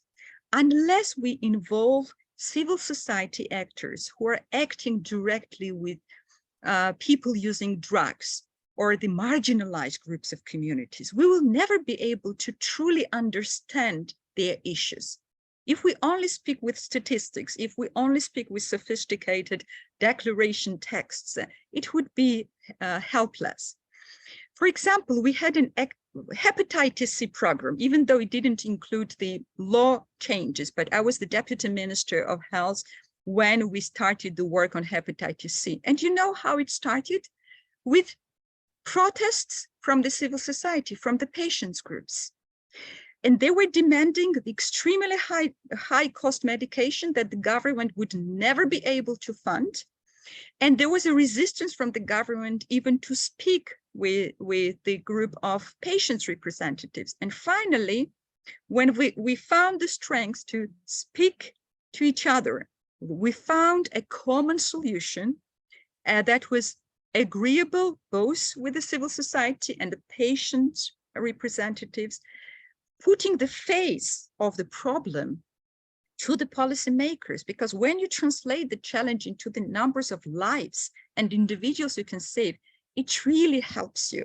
And here I would like to bring the opportunity that UNITE offers, our network offers for global health. We have special desks, policy desks, for example, in drug policy or digital health, viral hepatitis. Please get in touch with us and we will help you to simplify some of the messages for the policy advocacy work and also to work with civil society partners. Muchas gracias, Marianne. Bueno, vamos a ir cerrando con las preguntas y Edgar nos había pedido la palabra y luego vamos a presentar a la directora, Karina Espala, del Instituto para que nos deje unas palabras también. Edgar, podés ingresar.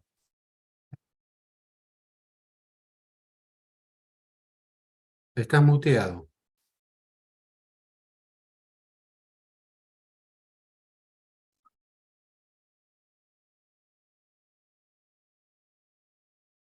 No le permite habilitar. Tal vez el host general. Ahí Hola, está, Edgar. ahí sí. Muy buen día. Un saludo cordial a los compañeros y a los docentes. Muchas gracias a Marian por tan estupenda presentación. Por supuesto, me sumo al comentario de la necesidad, en primer lugar, de instalar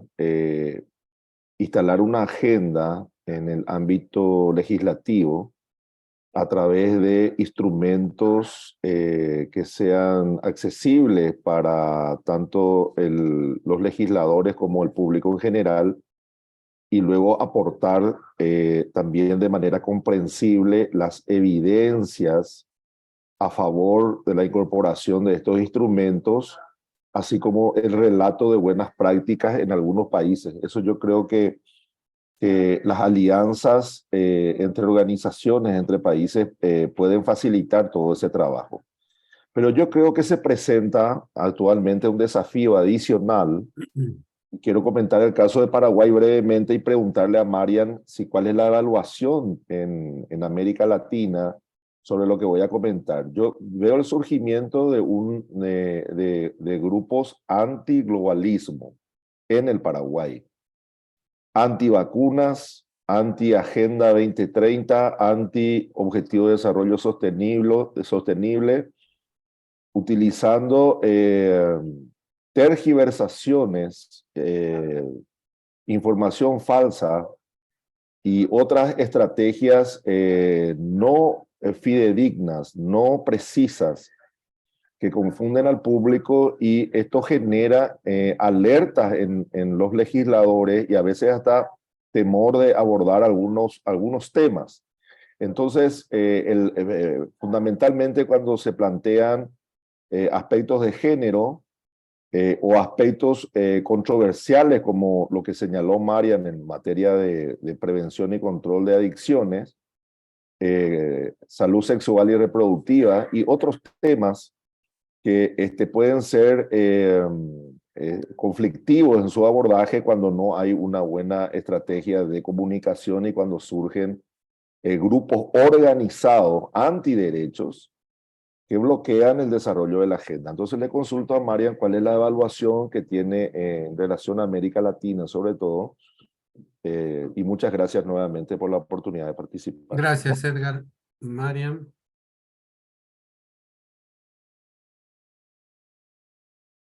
Thank you, Edgar, for the very critical question and issue that you have raised. And the pandemic indeed proved how easier and more acceptable some of the misconceptions and myths are for the general population than the science that is more sophisticated. And the misinformation and anti-vaccine movements was another pandemic actually that we experienced across the globe. Every region was affected.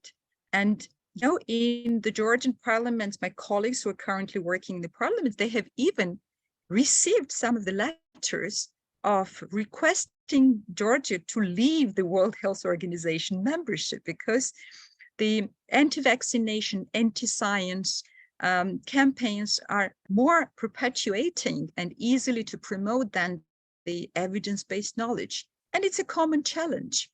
We didn't realize that in this current century of technology and education, the misconceptions would be still so spread, but that has been a proof to us that we have to invest more in education, in evidence-based policy making, because especially, it might be interesting actually, this might be a topic of our common research one of the days, that I do believe that the consistency, the level of anti-vaccine movements and endorsement of the anti-vaccine movements by the politicians or the civil society representatives might be directly proportional to the weakness of democratic systems in our countries, because with those very simple languages, non-evidence-based, you can easier control or easier influence the population. And that's what we have seen, especially during the election periods. We have seen enormous disruption in normal democratic values and approaches, and different governments, unfortunately, some of them have misused the pandemic in the favor of narrow political interests of their parties. So this has been a common problem, and very frankly, even WHO is dealing with this problem. And as the UNITE and our network, this should be one of the areas where we have to strengthen communication, invest more, try to engage experts who might have public trust in the evidence-based approaches. I'm sure with the pandemic, almost every country has his or her, its own heroes of pandemic, who people can, professionals whom they can trust. And step by step, we have to really build the right filtering mechanisms also of the messages, because in the current area of social networking, it's impossible to control that. But I don't know, the fact check initiatives from the civil society or some other communication partnerships among the different parliaments could work. Unfortunately, I don't have a direct answer, but we definitely see a gap. We definitely see an area where we have to work closer and join the forces. Bueno, muchas gracias por este ciclo de intercambio. Por una cuestión de tiempo tengo que ir cerrando la primera etapa y pedirle disculpas a Blanca, que por ahí después nos puede acercar su pregunta a través del chat. Marianne, thank you very much for your excellent presentation and united support. Thank you. Thank you. It was a pleasure and honor. Y a la vez, a ustedes, a la vez presentar a Karina Espala, si estás en la sala, Karina. Sí, acá estoy escuchándolos atentamente. Ok, Karina Espala es la directora del Instituto de Gestión Política, de Formación Política y Gestión Pública del Gobierno de la Ciudad de Buenos Aires, y en particular también ha sido parlamentaria en el Gobierno de la Ciudad de Buenos Aires, así que es colega de muchos de ustedes y conoce el trabajo y la importancia de trabajar en temas de gestión parlamentaria para impulsar los temas de salud global y salud de la población. Karina, gracias por estar con nosotros. Muchísimas gracias, Marcelo, siempre como parte de nuestro cuerpo docente aportando calidad y también compartir experiencias internacionales siempre nos enriquecen, más en este mundo tan globalizado que así. Muchísimas gracias, Marian, por tu tiempo, por tu claridad y también por esta oportunidad que nos da la tecnología de estar tan bien comunicados y entendernos y que el idioma no sea una barrera. Eso también nos acerca aún más. Que así muchísimas gracias a la Universidad Austral, a Juan de Dios también por su tiempo. Y yo paso por acá a modo de invitación, porque estamos en esta semana creando una prueba piloto de un nuevo proyecto que queremos compartirles con ustedes, que es el Observatorio de Análisis del Instituto de Formación Política y Gestión Pública del Gobierno de la Ciudad, y les vamos a compartir nuestra primera encuesta, que es voluntaria, anónima. Si mientras vamos hablando y tienen un break, o al final del curso alguno la quiere hacer, sí hago esta particular distinción con este público, que es una encuesta para nuestro país. Si alguno del exterior quiere compartirla, va a ver que hay preguntas muy locales. Esta primera encuesta con la cual queremos hacer esta prueba piloto tiene que ver con análisis de coyuntura y clima social, y conocer un poquito más cómo nos llevamos ciudadanos donde vivamos con la política. La idea es recopilar la mayor cantidad de respuestas posible, y la semana que viene vamos a invitar a compartir estos resultados, no solo para poder comprender cómo nos llevamos con la política, sino también para poder tener herramientas de análisis de encuestas. Hoy, en el año electoral en el que estamos viviendo en la Argentina, muchas cosas dependen de las encuestas, y cómo interpretamos las encuestas también marca la calidad de las decisiones que tomamos. Por eso queremos hacer esta prueba piloto, a ver cómo nos va. Están invitados a participar, tienen el link en el chat que lo está compartiendo Nico, y vamos a ver cómo nos va. Si nos va muy bien, va a ser un proyecto el cual va a tener muchísima difusión y a disposición de toda nuestra comunidad, que es lo más importante. Muchas gracias por el tiempo y gracias a los que se suman a participar. Gracias, Karina. Sin duda que la política sobre la base de la evidencia, y más en los temas que estamos tratando hoy, de los temas de salud, la evidencia científica, la evidencia y la información nos ayuda a mejorar y a tomar las mejores decisiones de gestión. Así que es un aporte de todos, que muchas gracias por participar en esta encuesta, y gracias, Karina, por tomarte un tiempo para poder compartir con nosotros esta excelente jornada con estos brillantes expositores internacionales. Gracias, Karina. Muchas gracias, y que disfruten siempre, como decimos, que disfruten de cada clase para sacarle el mejor provecho y seguir aprendiendo. Gracias. Hasta luego. Gracias. Juan, gracias, Karina. Juan, si te parece, vos, no sé si ya está presente Ricardo Leite para la presentación, te dejo a vos para continuar con la presentación. Muchísimas gracias, Marcelo. Por favor, ¿me confirman, Bárbara, si está Ricardo Leite presente? No lo veo presente en la lista.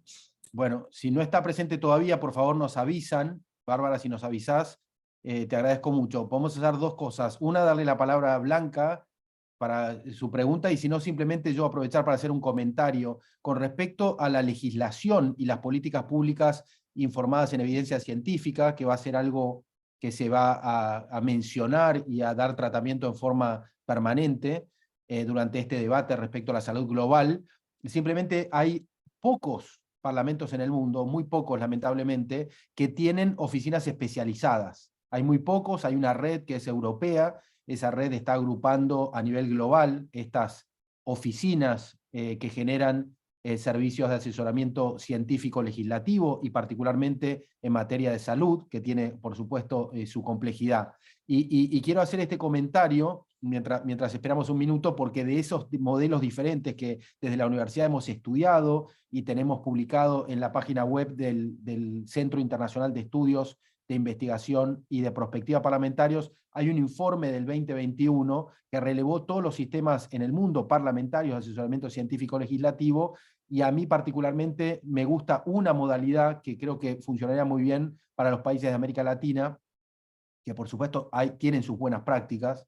Yo creo que la mejor en la región de este tipo de asesoramiento lo tiene Chile, el Congreso de Chile, y por supuesto hay otros en la región, pero creo que el más avanzado es Chile en esto. Pero su metodología no es necesariamente la que me parece más adecuada para la región. La más adecuada para la región es aquella que utiliza brokers. Se llaman brokers, knowledge brokers, que son intermediarios del conocimiento. Es gente que se selecciona por su inteligencia, generalmente son estudiantes de doctorado, o son o inclusive de postdoctorado, o son personas que ya son doctores o postdoctores, que lo que hacen es no emitir opiniones respecto a las cuestiones de fondo, sino simplemente hacer las preguntas correctas a los científicos. Y aquí hablamos de la comunidad científica, por ejemplo, vinculada a materia de salud, a los policy makers, a aquellos que hacen la política, a las partes interesadas, incluyendo, por supuesto, los pacientes, la familia de los pacientes, bueno, y a todos los actores vinculados, por supuesto, a los profesionales de la medicina. Y es muy interesante porque ese tipo de metodología lo que genera es una opinión que por supuesto no solo no es vinculante, sino que no tiene recomendaciones para los parlamentarios, sino que pone sobre la mesa información basada en evidencia científica, informada en evidencia científica, que puede ser dispar. Pueden existir, por ejemplo, dos corrientes diferentes, ambas válidas, pero inclusive opuestas, respecto a una mirada particular, cada una con su propia evidencia. La propia ciencia es permanentemente, obviamente, puesta en juicio, y así es como funciona, se critica de alguna manera, se hace el análisis crítico para lograr avances de tipo científico. Así que la ciencia no resuelve necesariamente opiniones uniformes en todo, está permanentemente bajo escrutinio. Y entonces lo que hacen estos servicios de asesoramiento científico es simplemente decir, bueno, esta es la posición A, esta es la B, si es que hay dos posiciones o más. Si hay unanimidad, obviamente dicen, bueno, esto es unánime, la opinión de todos los actores, y obviamente exponer la evidencia. Después son los legisladores los que adoptan esa información con los intereses además que hay de por medio, con la respuesta a sus votantes, sobre todo el interés de sus votantes, etcétera. Eso ya es muy diverso. Pero me parece muy importante destacar esto. En otras modalidades, si bien hay muchas, pero pongo básicamente los extremos, en la modalidad directamente donde están los expertos que emiten opinión, que lamentablemente, creo yo, por lo menos, y hablo por la Argentina, pero creo en general en América Latina, si bien las cuestiones de grieta política son en todo el mundo, ni hablar, no es solamente en nuestra región, muchas veces generan suspicacias respecto de quién es el profesional que emite una opinión científica o técnica. Entonces eso de alguna manera, digamos, interfiere con el proceso de provisión de información que debe ser imparcial, independiente, balanceada si hay más de una opinión. Entonces, lo ideal es suministrarle a los policymakers, a aquellos que hacen la política o la legislación, información sin sesgos, ¿no? Entonces, la forma si tienen sesgos, por lo menos van a ser sesgos balanceados, si es que hay más de una opinión. Y eso es lo interesante de esta metodología que menciono, que entre nosotros los que más han trabajado en esto y tienen para mí el mejor modelo son los británicos. El Parlamento británico tiene una oficina que se llama Oficina Parlamentaria de Ciencia y Tecnología, POST es la sigla en inglés, Parliamentary Office of Science and Technology, y ha desarrollado esto que además es muy barato, porque en realidad los científicos, los funcionarios, todos los servicios hospitalarios, bueno, todos los actores en realidad son consultados y emiten su opinión, pero quienes traducen eso para los legisladores, que además hay un trabajo de lenguaje y de traducción de la ciencia hacia la política, son estos intermediarios del conocimiento que obviamente son capacitados a esos efectos. Contamos con Ricardo por allí. Ok, no, aún no está Ricardo. Podemos hacer, Ana, por favor, adelante. Ana está. Sí, ¿qué tal? Solo para decir que Ricardo todavía no estaba conectado, entonces quizás podemos hacer unos minutitos de pausa. No sé si permitir a Blanca, si sigue por aquí, hacer la pregunta, o hacer unos minutos de pausa y por ahí retomar la pregunta de Blanca al final de la exposición de Ricardo. Si les parece, así todos pueden descansar un minutito y ya nos conectamos. Blanca está en la clase. Blanca, no sé si estás, te acabo de ver. Sí, acá estoy. ¿Cuál era tu consulta? Yo soy advocacy, trabajo desde hace 15 años y soy fundadora de una ONG de una enfermedad crónica no transmisible sin marcadores biológicos. Es decir, que es una enfermedad que no se puede probar que existe, la fibromialgia, y hace 10 años estamos tratando de que haya una ley nacional. Trabajo con toda América, con mis pares de toda América. En algunos países ya se logró esta ley, y hemos hecho mucha incidencia, pero tenemos estas dos dificultades. Una, que es una enfermedad que no puede probarse que existe, al igual que las enfermedades mentales, que esta no lo es, pero en las otras sí se cree. Y la otra es un tema presupuestario, que en Argentina, como muchos sabemos, se cuida mucho. Yo pensé de qué manera podría apoyarnos en nuestro pedido los parlamentarios, como para que podamos llevar a buen puerto y buen fin este pedido de existencia de una ley de protección a los enfermos. Gracias, Blanca. No sé, Juan, o digamos, creo que nos involucra a todos, ¿no? Lo que estaba mencionando Blanca tiene que ver con aquellos temas que por ahí nos falta evidencia, ¿no? ¿Y qué tema, ¿no? ¿Qué tema en sí mismo? Y por otro lado, como decía Juan, ¿no? La posibilidad de tener una cantidad de evidencia científica para tomar decisiones, pero a la vez que sea interpretada por quienes tienen la capacidad técnica para poder luego asesorar a los que toman las decisiones y evitar algo que por ahí no dijo Juan, ese relato permanente sin conocer de los temas. Así que está bueno que el debate sea cada vez más alto, sea más científico. Y bueno, respecto de la inquietud de Blanca, creo que está bueno transmitirla a quienes puedan apoyar todo ese tipo de iniciativas. Gracias, Blanca. Muchas gracias. Es una enfermedad que afecta al 5% de la población, el 40% de nosotros pierde el empleo y no vuelve a trabajar. Sí provoca un empobrecimiento, y nosotros contamos con el apoyo y la disertación disponible de todas las sociedades científicas de Argentina. Quiero agradecerles que me hayan escuchado y esta magnífica exposición de hoy. Muchas gracias. Gracias, Blanca, y si lo querés pasar por el chat, los datos de esta ONG, que sin duda hace un trabajo que va más allá de nuestro país, así que con gusto, por favor, podés utilizar el chat para informarnos. Juan. Muchas gracias. Sí, sí, muchísimas gracias. Aprovecho para decirle a Blanca, primero, obviamente, la solidaridad con todos aquellos que sufren la enfermedad, y decirles qué importante, porque hablamos de salud global, pero por supuesto focalizado desde la perspectiva parlamentaria, y qué importante es el funcionamiento de calidad de las instituciones, en este caso de los parlamentos en sentido general, ¿no? De los poderes legislativos ya sea a cualquier nivel, puede ser un consejo deliberante, una legislatura provincial, un congreso o asamblea, o el nombre que lleve a nivel nacional, e inclusive tenemos las instituciones de tipo regional, hay unas cuantas en la región, está Parlatino, están los subregionales como Parlacén, Parlamento Andino, Parlasur, etc. Y por supuesto también a nivel internacional. Y allí se debaten temas de salud.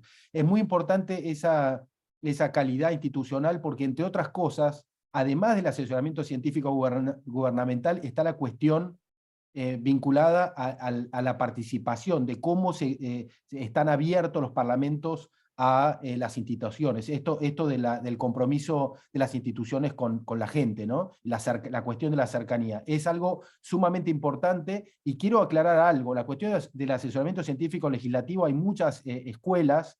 Las primeras escuelas terminaron fracasando porque querían que la ciencia le impusiera a la política digamos, la adopción de decisiones, que eso es un gran error.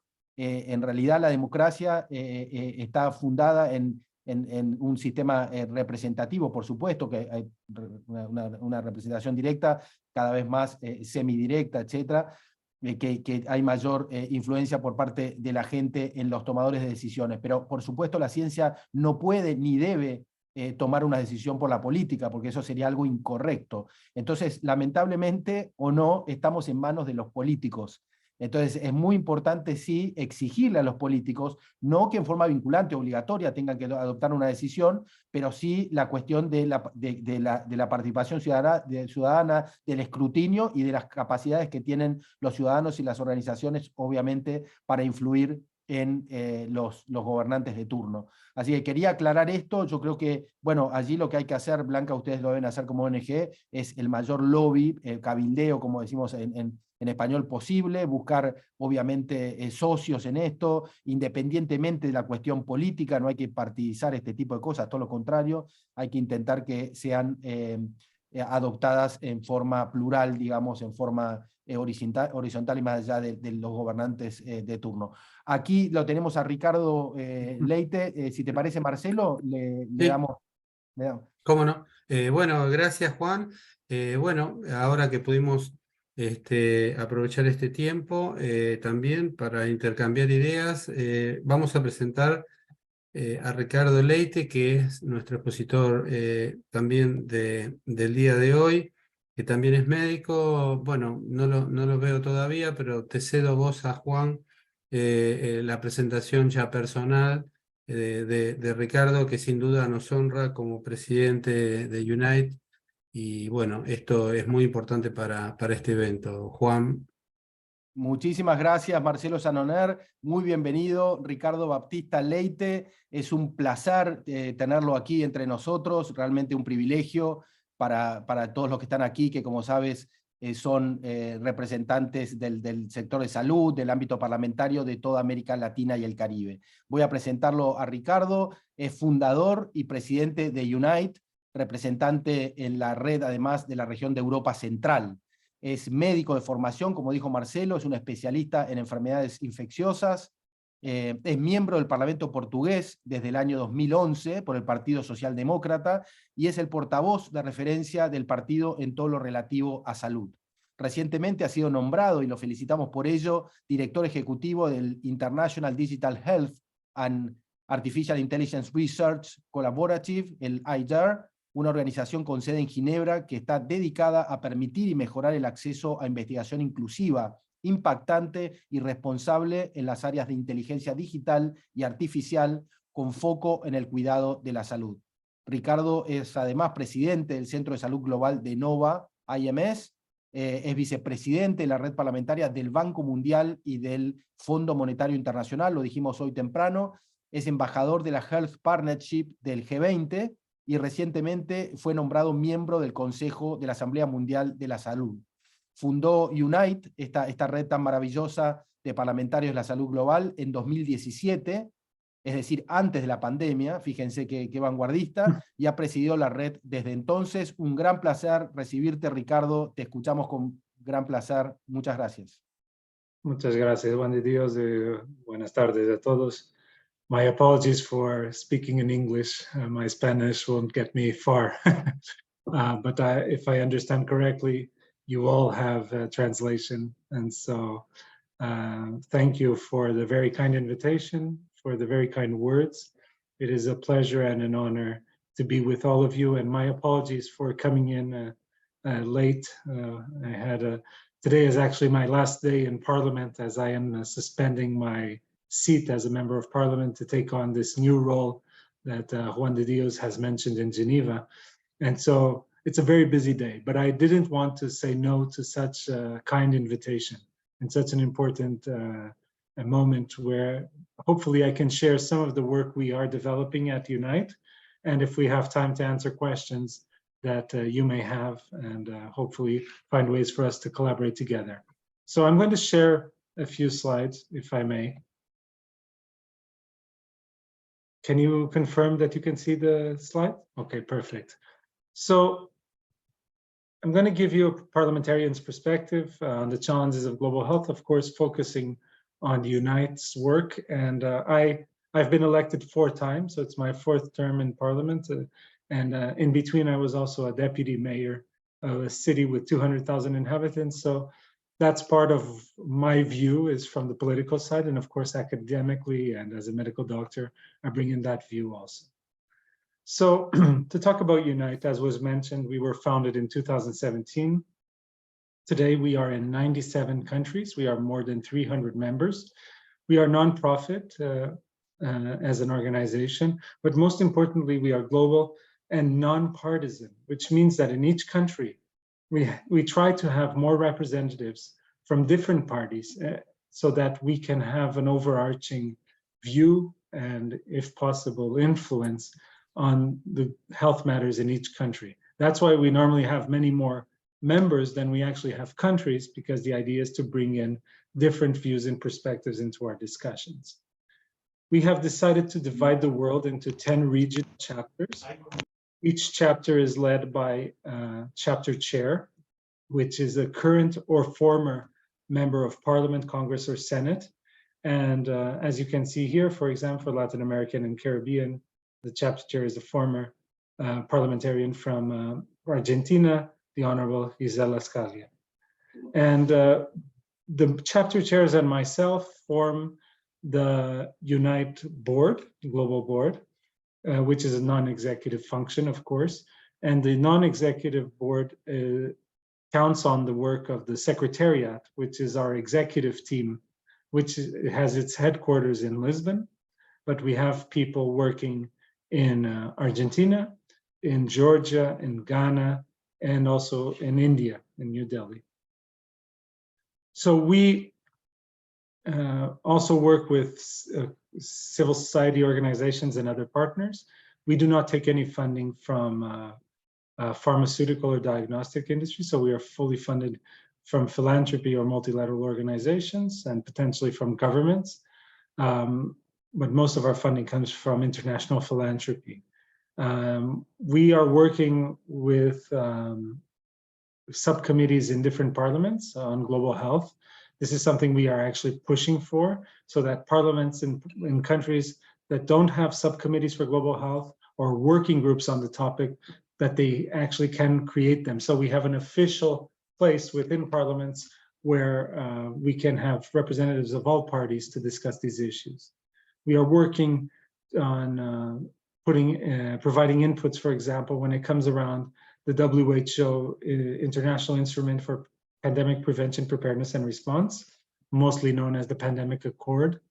And we also have created the International Forum for Global Health, through which is a kind of a federation of 12 parliamentarians networks that have come together to discuss global health issues, although each of these parliamentarians network, most of them are not actually global health oriented, but this is extremely important if we understand health precisely in its holistic definition, in the sense that health depends on where we work, on the climate, on the environment where we live in, on agriculture, on so many different cross-cutting issues that influence everyone's health.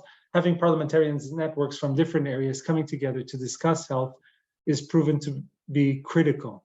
And we are doing this in conjunction with the Parliamentary Network of the World Bank and IMF. And our main goal as an organization is to translate scientific evidence into concrete laws and policies. And we're doing that in different fields. More recently, for example, on digital health, in which Argentina is playing a role, is also a very good example of that. So when we look at some of the work that we have to deal with as parliamentarians, it's important for us to consider the different angles that we work in as the United Parliamentarians Network. So we work in three main pillars. One is access to health and health as a human right, which you can consider as universal health coverage. The second pillar is strengthening of health system, under which digitization, the digital transition is a critical element. And of course, global health architecture, governance, and health emergency response, under which pandemic response is critical. But going back to universal health coverage and equitable access to health, we can look at some of the issues we dealt with when it came to the COVID-19 pandemic. Clearly, the world was not prepared to deal with this pandemic. And we lost millions of lives, trillions of dollars to the global economy. And we had to deal with many issues. How do you balance the protection of citizens and citizens' interests with the need to control the spread of the virus? How do you balance out the limits of individual citizens' rights? And on the other hand, working based on scientific evidence, even when that evidence is not there. And so you have to base yourself on conflicting expert opinion. Was the decision of closing borders and lockdowns always based on science or politics? We know that in many contexts, it was more politics than science. In other contexts, the science was not clear at all. That's why WHO is so important, to provide us the evidence based on what we know. But the problem is what we don't know many times. And that leads to conspiracy theories and people believing that the organizations are withholding information when sometimes there's basically no knowledge at all, especially when we're dealing with a new virus, for example.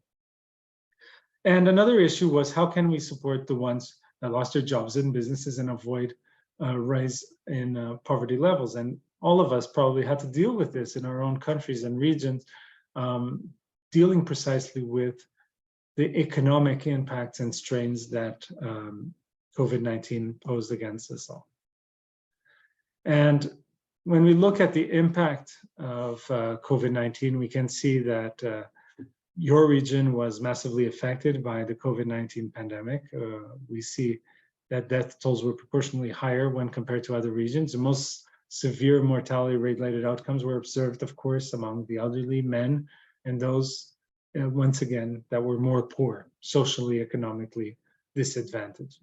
And you can see here, when you see in the middle the OECD average, you can see 12 countries are above that average when it comes to excess deaths. 8 countries spent over the Latin American region average in terms of social protection policies in 2020. And the truth is, the countries that invested most in that social protection were the ones that presented less or below average of excess deaths, with an exception to Mexico.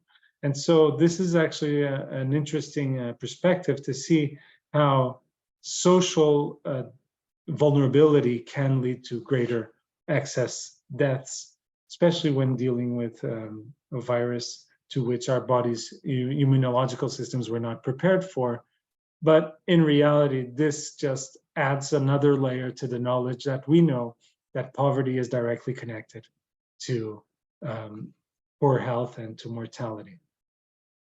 And ensuring a human rights approach to health is a critical element of the work we do, and that's why we support the universal health coverage.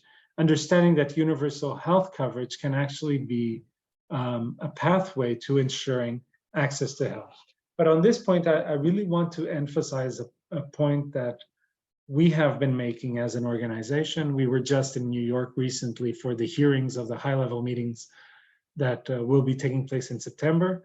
regarding universal health coverage, pandemic preparedness and response, and also tuberculosis. And when it comes to universal health coverage, there's this idea that we should basically expand health services around the world, and that will solve the problem. We need to learn our lessons. We need to learn what didn't work. And what we know today is that particularly health systems in the richer countries of the world have actually led to more disease and to a rise of costs, in some cases completely unsustainably. And the question is why? And the reason is because health systems are built not to promote health and well-being, but to react to disease. And so low and middle income countries, or countries that are expanding their investment in health to achieve universal health coverage, should use this opportunity, using digital technology, but also academic and scientific evidence of how we can build health systems that are actually systems for well-being, creating systems that measure results and incentivize quality of life results, so that we invest more in health promotion and disease prevention and go, slowly but surely go away from this disease reactive model that we know is basically unsustainable in the long run. And I won't get into much detail here since we started late, but financial protection is a critical element for citizens and for governments to secure the needed healthcare when needed. And the starting point to clarify distinction between financial hardship and the lack of financial protection is to consider all the population in need of healthcare services and products, rather than a specific subgroup with this particular healthcare need or in a need of a particular intervention.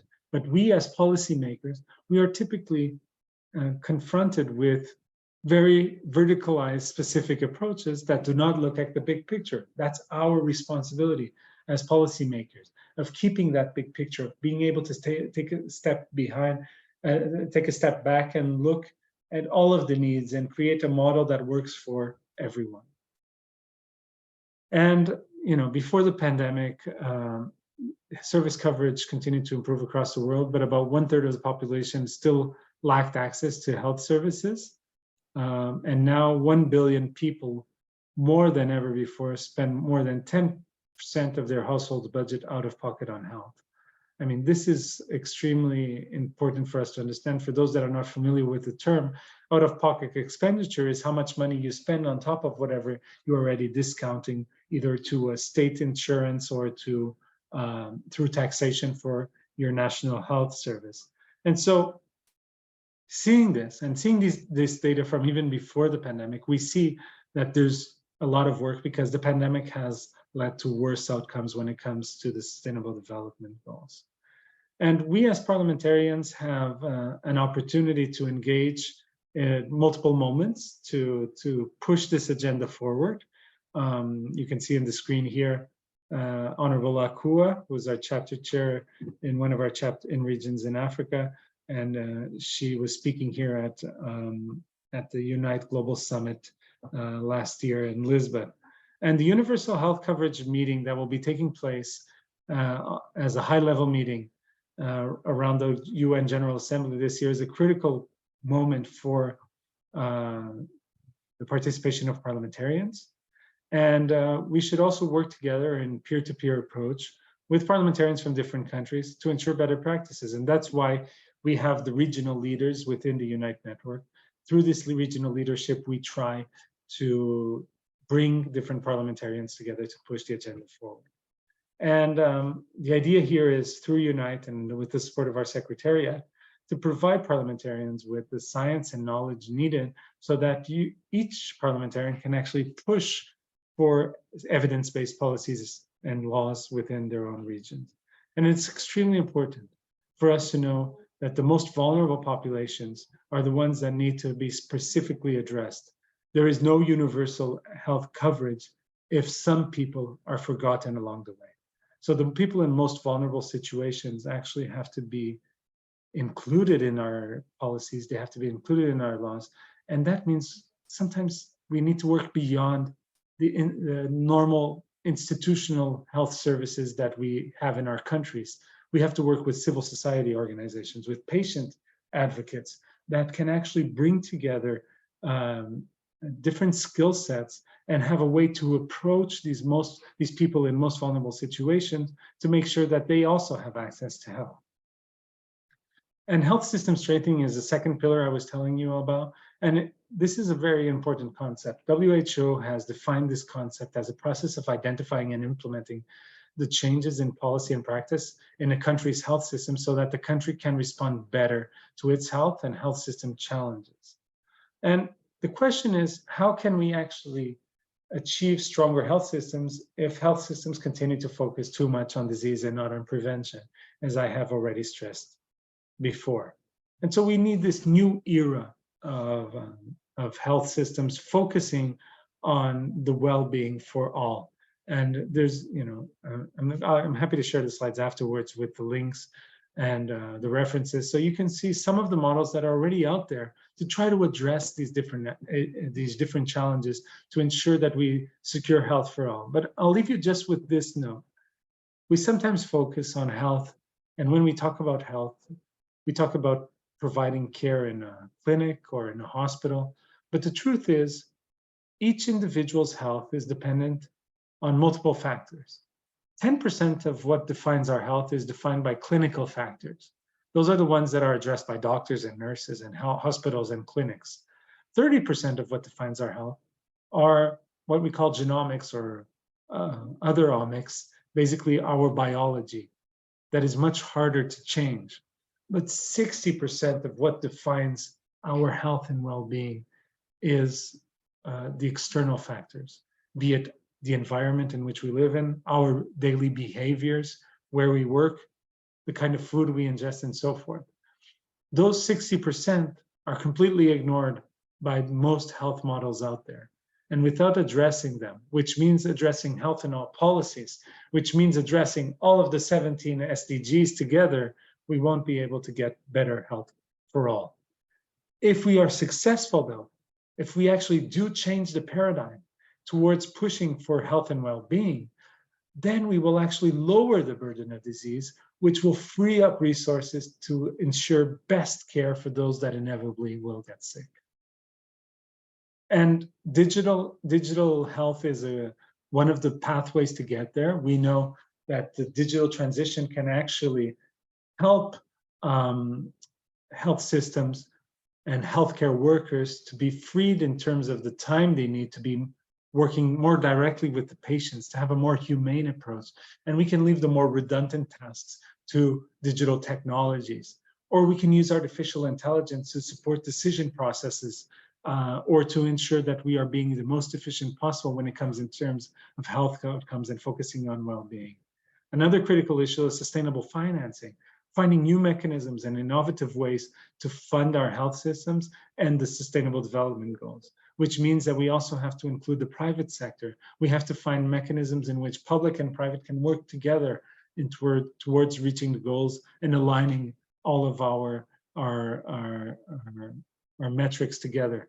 And more than that, we also have to find ways to ensure sustainable financing of many of those multilateral organizations that work in the health space, like WHO, that need sustainable financing so that they can be free to support governments and politicians in doing their job correctly with the right guidance based on science. And I'm not going to get into details once again. You're all very much familiar with the different angles of digital health. We are seeing a rise of the usage of this technology. I'd just like to say that at the same time as we're seeing a rise of the adoption of technology and digital, we're also seeing a rise of the digital divide. There are parts of the world that are having less and less access to many of the advantages. And this is something that from a global health policy, we need to address. Sustainable financing, as I said, we have to ensure organizations like CEPI, which is responsible for vaccine innovation, or the Global Fund working in TB, malaria, and AIDS, UNITE, WHO, and others have the financing mechanisms that ensures that they can do their jobs correctly. Countries need to invest, making sure that we're finding additional sources of funding. When it comes from public funding, also earmarking taxes, for example, tobacco taxes should be earmarked to be used in the health system or from fast food chains and restaurants, but also getting the private investors to come on board and making sure that we are fully aligned. And we see that the global fund investment is a critical element in certain parts of the world, and we cannot ignore that. And we must ensure that the work that is being done, particularly in sub-Saharan Africa and Southeast Asia, may continue. And this is always something that is at risk, especially as the agenda of infectious diseases is dropping dramatically, particularly after COVID-19. And we need to also understand that we are living in a time of crisis. This is actually a picture of me working as a medical volunteer in Lviv in Ukraine last summer, where I had the honor to work side by side with my medical colleagues and nurses in the Lviv Regional Hospital.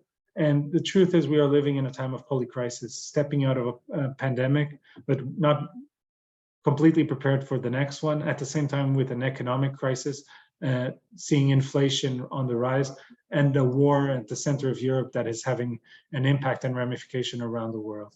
And this is something that we need to address as policymakers, because this is also affecting even the model of globalization that still exists today.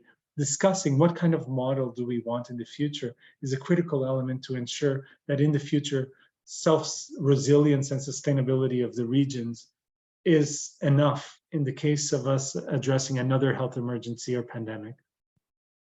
And the truth is a new pandemic will happen. It's not a question of if, it is a question of when. And so we need to be better prepared. And that's the third pillar, looking at the global health architecture and security. We need to make sure that we are prepared either for a natural pandemic or an artificial one, such as a biological terrorist attack or biological warfare. We need to have a pandemic accord where countries agree on who does what, when, and how, with what resources every day of our lives, to make sure that we detect outbreaks early enough before they become pandemics and we can stop them. But if we are unfortunate to have a new pandemic, we know exactly what to do and how to organize ourselves in a cross-border manner. None of this is clear enough today. To address this issue and many others, UNITE has signed a memorandum of understanding with Dr. Tedros and the World Health Organization, precisely so that we can facilitate the work with parliamentarians, with WHO, so that we can create, address many of the challenges, such as how can we get all member states on board? What mechanisms can we create so that we can hear every stakeholder? And how can we bring parliamentarians on board? And I can tell you that the chair of the INB, the International Negotiating Body, has accepted to have parliamentarians being heard as part of the hearing process for the accord. And so this is news from today. And so parliamentarians will be invited to participate, which we see as a critical element. And the opportunities are great to create a strong framework with the lessons learned and to ensure funding commitments. If a new pandemic accord is approved in May 2024, we will have then several challenges to address. How do we finance the changes we need? How do we engage organizations to work together? And what will be the role of parliamentarians? And the truth is we have responses for each of these if there is political will. And so policymakers, once again, have a critical role to address many of these challenges. We're also working with parliaments around the world, as I said, to have subcommittees for global health. And based on this, we're working with WHO to develop a case study that can help create a stronger argument so that parliaments can create these subcommittees. And we actually saw in the Bundestag at the German parliament, our chapter chair for Western Europe and Central Europe, the Honorable Andrew Ullman, making a very important statement this week or last week regarding the 75th anniversary of WHO. And hopefully that statement can be shared with parliamentarians from around the world so different parliaments can push similar language forward. So as I come to an end, I'm happy to answer any questions you may have. And I leave you with this challenge as part of our questions. So when you ask me a question, you can also tell me your answer. If you have limited resources, you have to make choices for health in your country and your region. Would you opt for option 1, to invest or reinforce primary healthcare facilities in your country?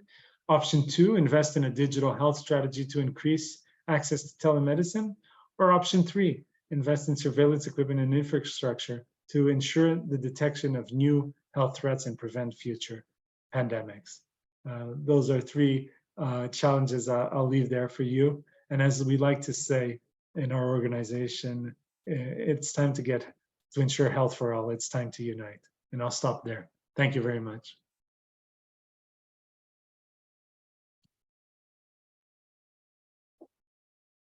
Muchas gracias, Ricardo. Excelente tu presentación y gracias por este soporte también de Unite para este encuentro. También quiero agradecer a Ana Kushnir, que ha ayudado tanto también en toda esta participación. Bueno, Juan, vamos a abrir algunas preguntas o comentarios y aprovechando a Ricardo, que gentilmente nos está brindando un panorama muy interesante sobre el futuro y el presente. Me quedo con 2 cosas que dijiste que me parecen muy importantes, tienen que ver con los datos, pero a la vez con el financiamiento, es decir, hacer sustentable el sistema de salud global y también el apoyo de esta creación de comités o subcomités parlamentarios para impulsar políticas de gestión en forma global, pero también en particular con los problemas locales. Así que me pareció muy, muy interesante esos temas como para trasladarlos a nuestros parlamentarios también y a nuestros gestores de las políticas públicas. Gracias, Ricardo.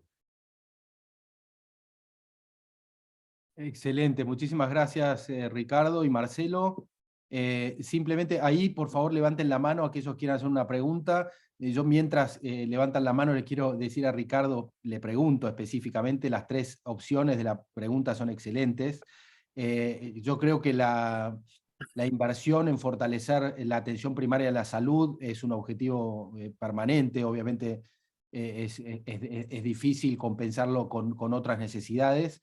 Con respecto a invertir en detectar futuras amenazas a la salud global, bueno, hay inversiones que son globales en ello, ¿no es cierto? Así que tienen que participar las naciones, pero bueno, tal vez hay inversión de otros con mayor capacidad contributiva en términos financieros. En mi caso particular, en principio, no lo he pensado tanto, pero me focalizaría en la opción 2.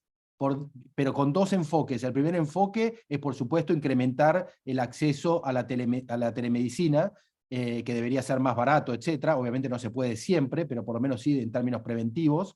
Y en segundo lugar, me parece muy importante, aquí viene una pregunta que tiene que ver con cuán lejos estamos de tener un desarrollo que pueda cubrir, digamos, alguna nación desde el punto de vista tecnológico, las historias clínicas de toda la población y con un seguimiento prácticamente en línea con respecto a la salud y que permita esa información obviamente hay una cuestión de inversión de por medio, pero que permita ser más efectivos, porque creo que eso se vincula mucho también, no solo a nuevos recursos, sino a hacer más eficientes los recursos, no solo del sector privado, sino además y fundamentalmente del sector público. Muchas veces se invierte mucho dinero, pero en la implementación se pierde también mucho dinero, y creo que es fundamental la inversión en digital, ¿no? Esa es mi pregunta. Well, thank you. And may I answer now, or do you want? Yeah. Well, I thank you for that. And before I answer, I also want to acknowledge the presence of both Anna Kushnir and Lucas Chambel, who are from the Unite Secretariat and have done an amazing job, not just for today, but over the years. You know, I normally say at Unite, the parliamentarians, we show up, but they do all the work. And so they are the critical element of our success.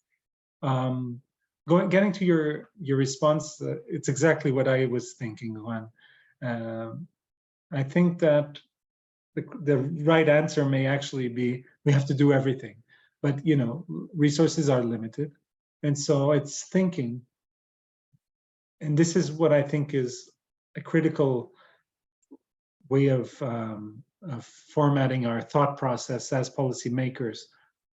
We have to see with one action, what is the action that can actually reach most impact on the different challenges we have.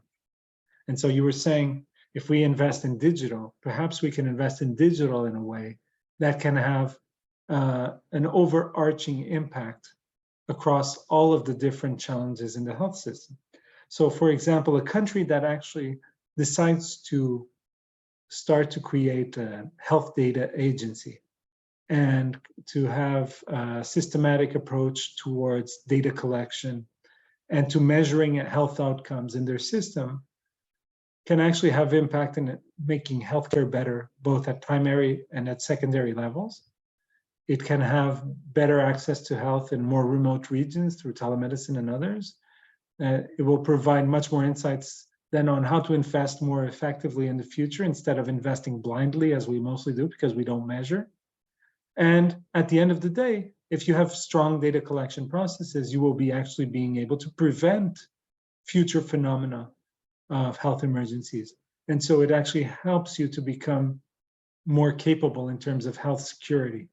And so that's one positive approach to the digital transformation. The thing is, in most countries, we're seeing millions of dollars, euros, or whatever your currency being invested. Typically, when they call it digital transition, they're buying computers and things that 2 or 3 years from now will be completely obsolete without transforming the health system, without the reforms of the policies that are underlying. And at the end of the day, we are just translating what we are doing in the analogic world into the digital, when we should be actually transforming the procedures to be focusing on health outcomes, on the well-being, so that we can lower the burden of disease.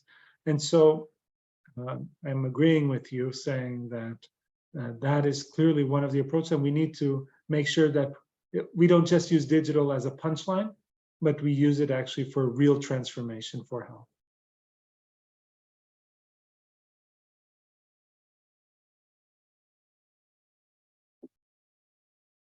Gracias, gracias Ricardo. Había levantado la mano Diego Farizano. Diego, ¿podés hacer tu consulta?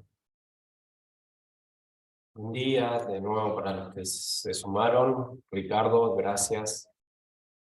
Creo que la inversión en salud sin duda está en la prevención, en la atención primaria de la salud, pero como vos dijiste, Ricardo, las variables tienen que estar bien medidas. Si la información no es robusta, no es confiable, no se pueden tomar decisiones acertadas, y la medición de eficacia y eficiencia va a ser obsoleta o no va a servir. Creo que es fundamental invertir en inteligencia artificial. La Big Data en salud es enorme. No existe un área científica que genere tantos datos como lo es la salud. A la vez, la salud, si hacemos un compendio de todo lo que hablamos, atraviesa todos los aspectos de la sociedad, no es solo biología. Es economía, es salud mental, es trabajo, es familia, es sociedad en todo su conjunto, es cultura. Entonces, lo primero que tenemos que hacer es cambiar los paradigmas de los que estamos en salud para entender esto mucho más amplio, que va mucho más allá de un problema biológico, un problema basado, centrado en la enfermedad. Respecto a la inteligencia artificial y la Big Data, y yo creo que ahí tenemos un desafío todos los que estamos acá, y lo pongo sobre la mesa, no es tanto una pregunta, sino es más un pensamiento. La legislación está muy atrasada, demasiado atrasada.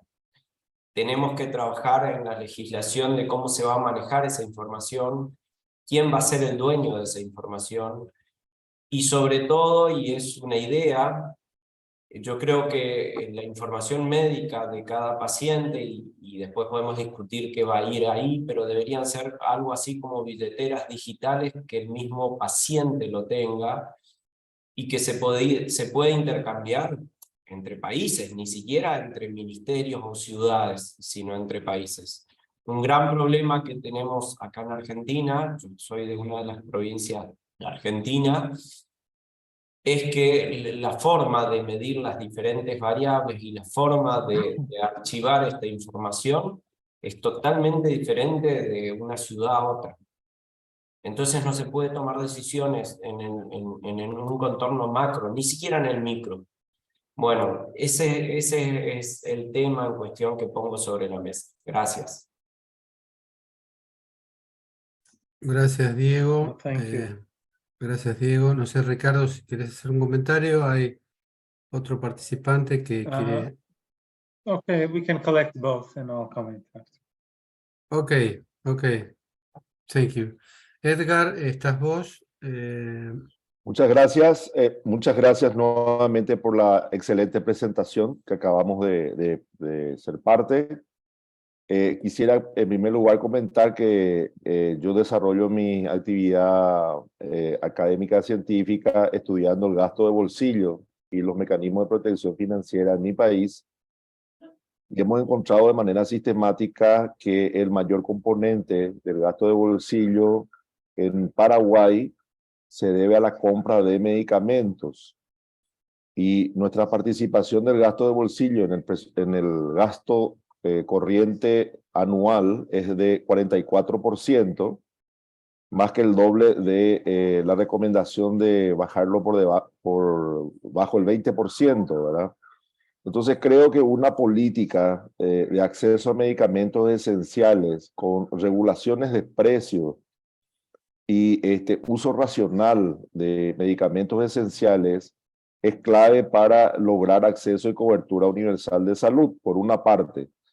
Por otra parte, como se ha mencionado el tema pandémico, quiero comentar que también en Paraguay, y creo que compartimos esto con otros países, hay una crisis en algunas instituciones. Por ejemplo, para el acceso de vacunas de forma equitativa.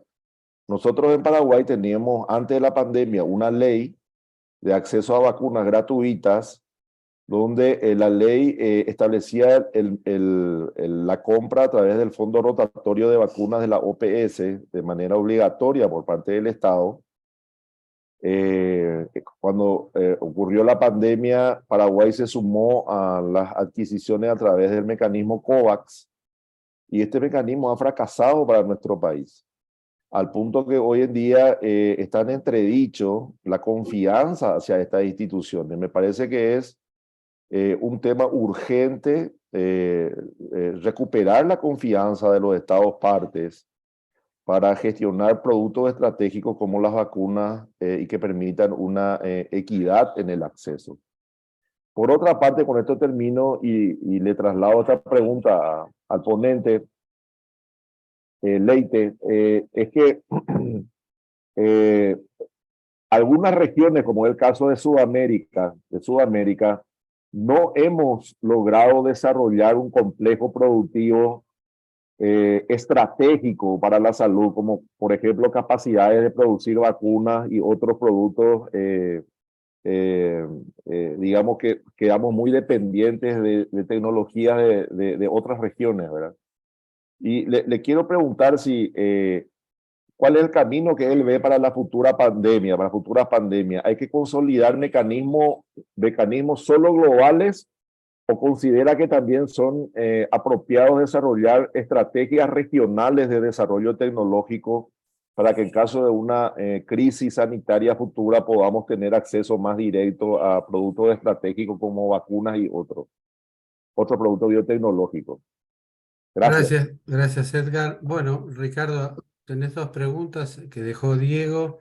Me pareció interesante el tema que planteó de la falta de marcos regulatorios y de protocolos vinculados con el tema digital, y agrego algo más como pregunta a la de Edgar y Diego, que está vinculada con las asimetrías que se producen entre la salud pública y privada, incluso en los distintos países de América Latina, donde algunos, digamos, han privatizado mucho el sistema y otros todavía mantenemos la salud pública como un bien gratuito y común. ¿Cuál es tu opinión?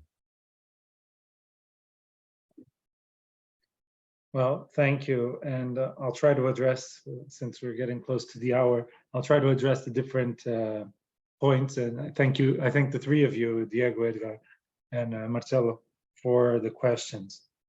Maybe I'll start with the digital questions that Diego raised. And yes, health is potentially one of the biggest beneficiaries or potential beneficiaries of artificial intelligence and big data and machine learning if used properly. There are risks certainly in this field. There are a lot of concerns with the rise of artificial intelligence, for example, in the defense sector, as we can all understand. If the machines take over the drones, the risks that that can pose to humanity. But for the health sector, there are tremendous potential advantages.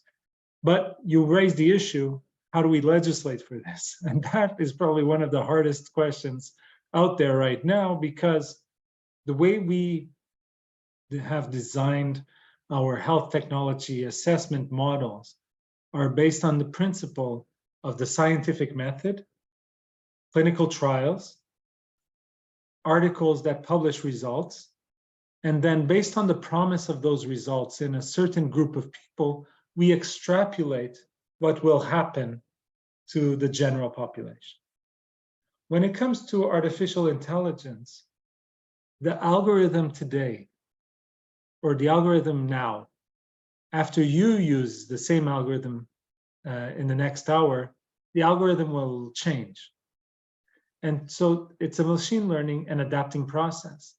And so the technology, if we were to use the classical health technology assessment models for artificial intelligence, we would be assessing something today that will be very different than what it is tomorrow. That model doesn't work. And that's why in the new organization that I'm taking over as the new CEO next week of the International Digital Health and Artificial Intelligence Research Collaborative, one of the areas that we are looking at is precisely how can we create artificial intelligence models that automatically are constantly assessing other artificial intelligence models out there.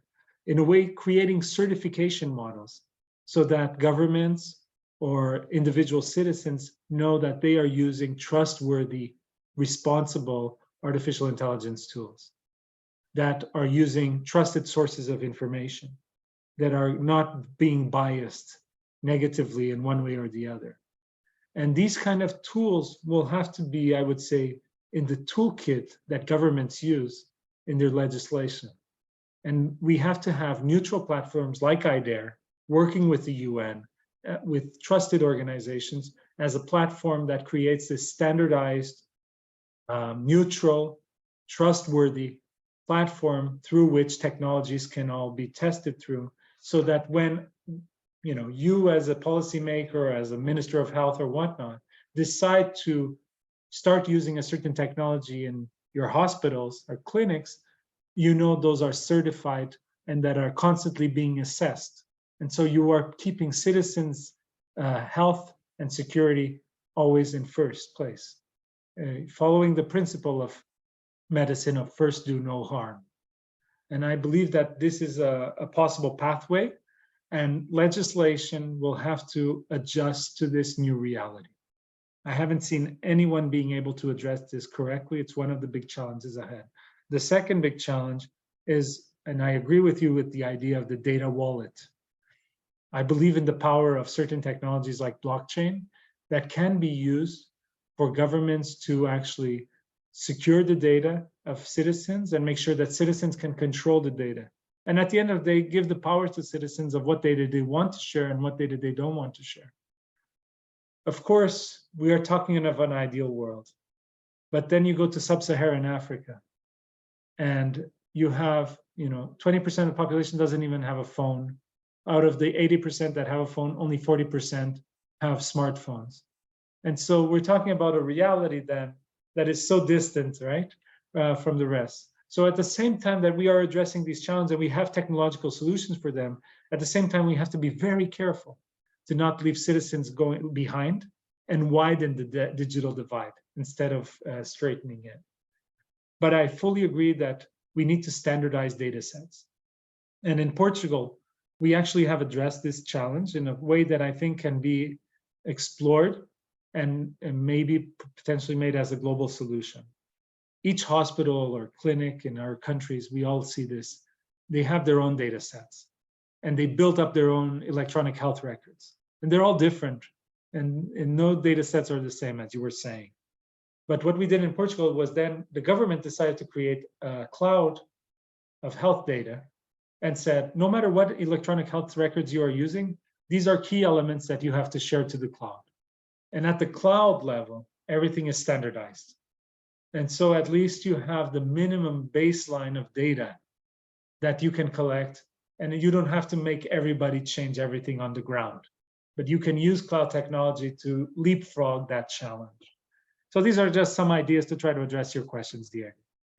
But going to Edgar now, and you mentioned the out-of-pocket challenge and how out-of-pocket is very much related to expenditure with medicines. And this is a reality that we see in many countries around the world.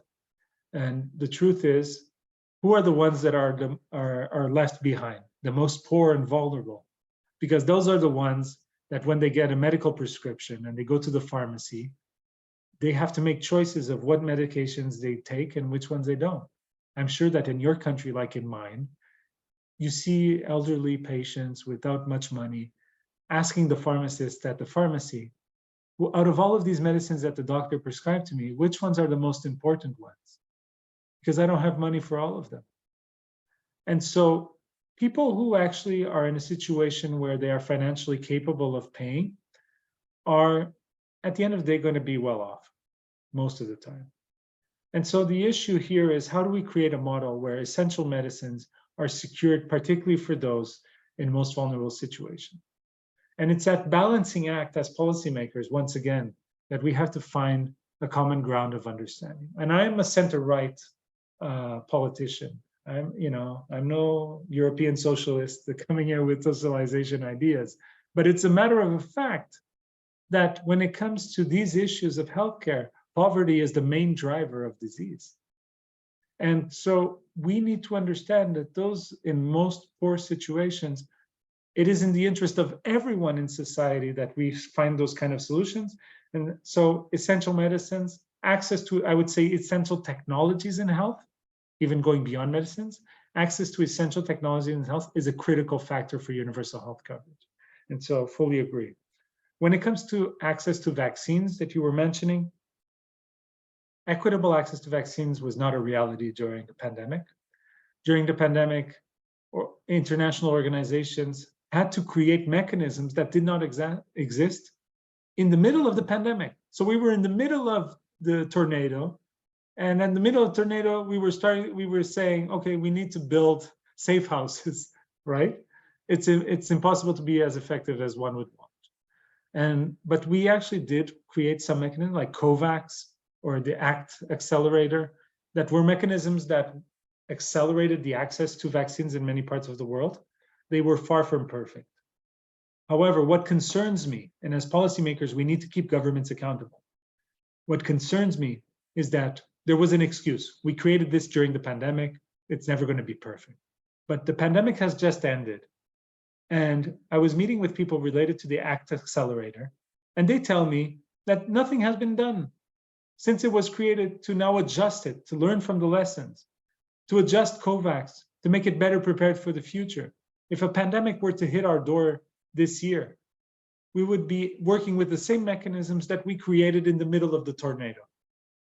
And so we have to, as they normally say, fix the roof of your house when the sun is shining. Don't wait for it to rain.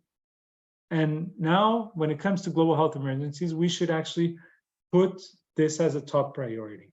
The problem is when you look at the World Economic Forum Risks Outlook report that was published in January, and this is signed on by academics, business leaders, and politicians, health emergency response is at the bottom of the list of priorities. Mango production is more important than health emergencies right now. And so we really need to make sure that we put this issue back at the top of the agenda so that we are better prepared in the future. We have sworn to protect the citizens who have elected us. Protecting them is not just having passionate speeches during the pandemic. It's actually doing the hard work when there is no pandemic, so that no pandemic actually comes in the future. And you also asked me a third question, which is self-production versus, versus a global supply chain. And I addressed this issue in New York at the high level meeting hearings regarding the high level meetings. And my opinion, and I think it's a general opinion, that the model of globalization has been deeply transformed by the pandemic. And I don't think there's any way back. The idea of a world where we have different one-stop shops, China makes masks, America makes vaccines and so forth, that ended. Because governments, citizens, demand to have more self-sufficiency, more autonomy. So I think we have gone from the previous globalization model of global supply chains to a model of regional interdependence. And this new model, which has a more stronger regional approach, is a model in which I think governments at the regional level have to come to solutions that can actually address research and development, production, logistics. But this raises a lot of challenges that we need to be conscious about. One of them is ensuring access to raw materials when it comes, for example, to vaccines. Building different infrastructures around the world will lead to a rise of costs in a time that we are already seeing an inflation crisis. And so this will lead to potentially lower economic growth. It is a trade-off. But at the end of the day, it actually may be worth it to keep our citizens safer, to keep ourselves more protected, because we saw what happens when we try to go for maximization of economic growth with the previous globalization model. I don't have a perfect answer of what that globalization model will look like at the end, but what I am absolutely certain is that we as policymakers have to come together and continue working on this globalized model in which the international financial institutions have to play a very important role in using financial incentives to make sure that we are addressing the Sustainable Development Goals and these other very crucial key indicators together and build that in within the models we are developing. And that leads me to the final question around that Marcelo rose, which is regarding the public and private investment when it comes to health systems. And there are good models and bad models. At the end of the day, in my opinion, we need private investment to be aligned with public interest. Sometimes that is possible. For example, the Global Fund is capable of doing that. There is no public money being invested if the private sector doesn't match that funding, for example. Or at the national level, for example, in terms of health systems, if you're able to build a health system in which you have very clear health outcomes you're focusing on, so you make sure that the private investment is focusing on raising the quality of life and well-being, aligning that with their business model. And so it's all about business and human rights at the end of the day, of making sure of the full alignment of health and well-being as the end game. And that's where policymakers are critical. Most politicians out there working in the health space, many times when you ask them, where do you want to be 10 years from now? You don't get a concrete answer. And the answer has to be crystal clear. We want to lower the burden of disease. We want to lower the costs associated with healthcare, and we want to rise the health and well-being of our population. If you have that clarity in your vision, then you can build everything else around it. And then you can make sure that your digital strategy, your health system strengthening strategy, your human rights approach, your private investment approach, everything is aligned with the end game, which is making people healthier and living better and hopefully happier lives. I'll stop there. Gracias, Ricardo. Bueno, vamos a ir cerrando con Juan. Como lo hemos dicho previamente, agradecerte por la exposición, agradecer a UNITE y a todos los expositores y colaboradores.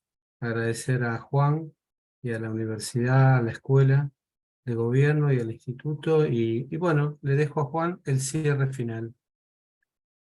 Muchísimas gracias, Marcelo. Simplemente, Ricardo, personalmente, y lo hago público, reconozco tu liderazgo a nivel global. La verdad que al fin y al cabo el mundo se mueve a través de nosotros, los seres humanos, nuestras comunidades, nuestras instituciones, pero es muy importante el liderazgo individual también. Así que felicitaciones, has creado una gran red y estás contribuyendo con tu trabajo a iluminar un poco junto a otros en el sector de la salud, algo tan delicado para todos nosotros. Así que van las felicitaciones por tu gran trabajo, el de tu equipo y toda la gente que te acompaña. Y bueno, un fuerte aplauso desde aquí y muchísimas gracias, ya volveremos a vernos. Gracias a todos, nos vemos la próxima. Gracias, Marcelo, y felicitaciones.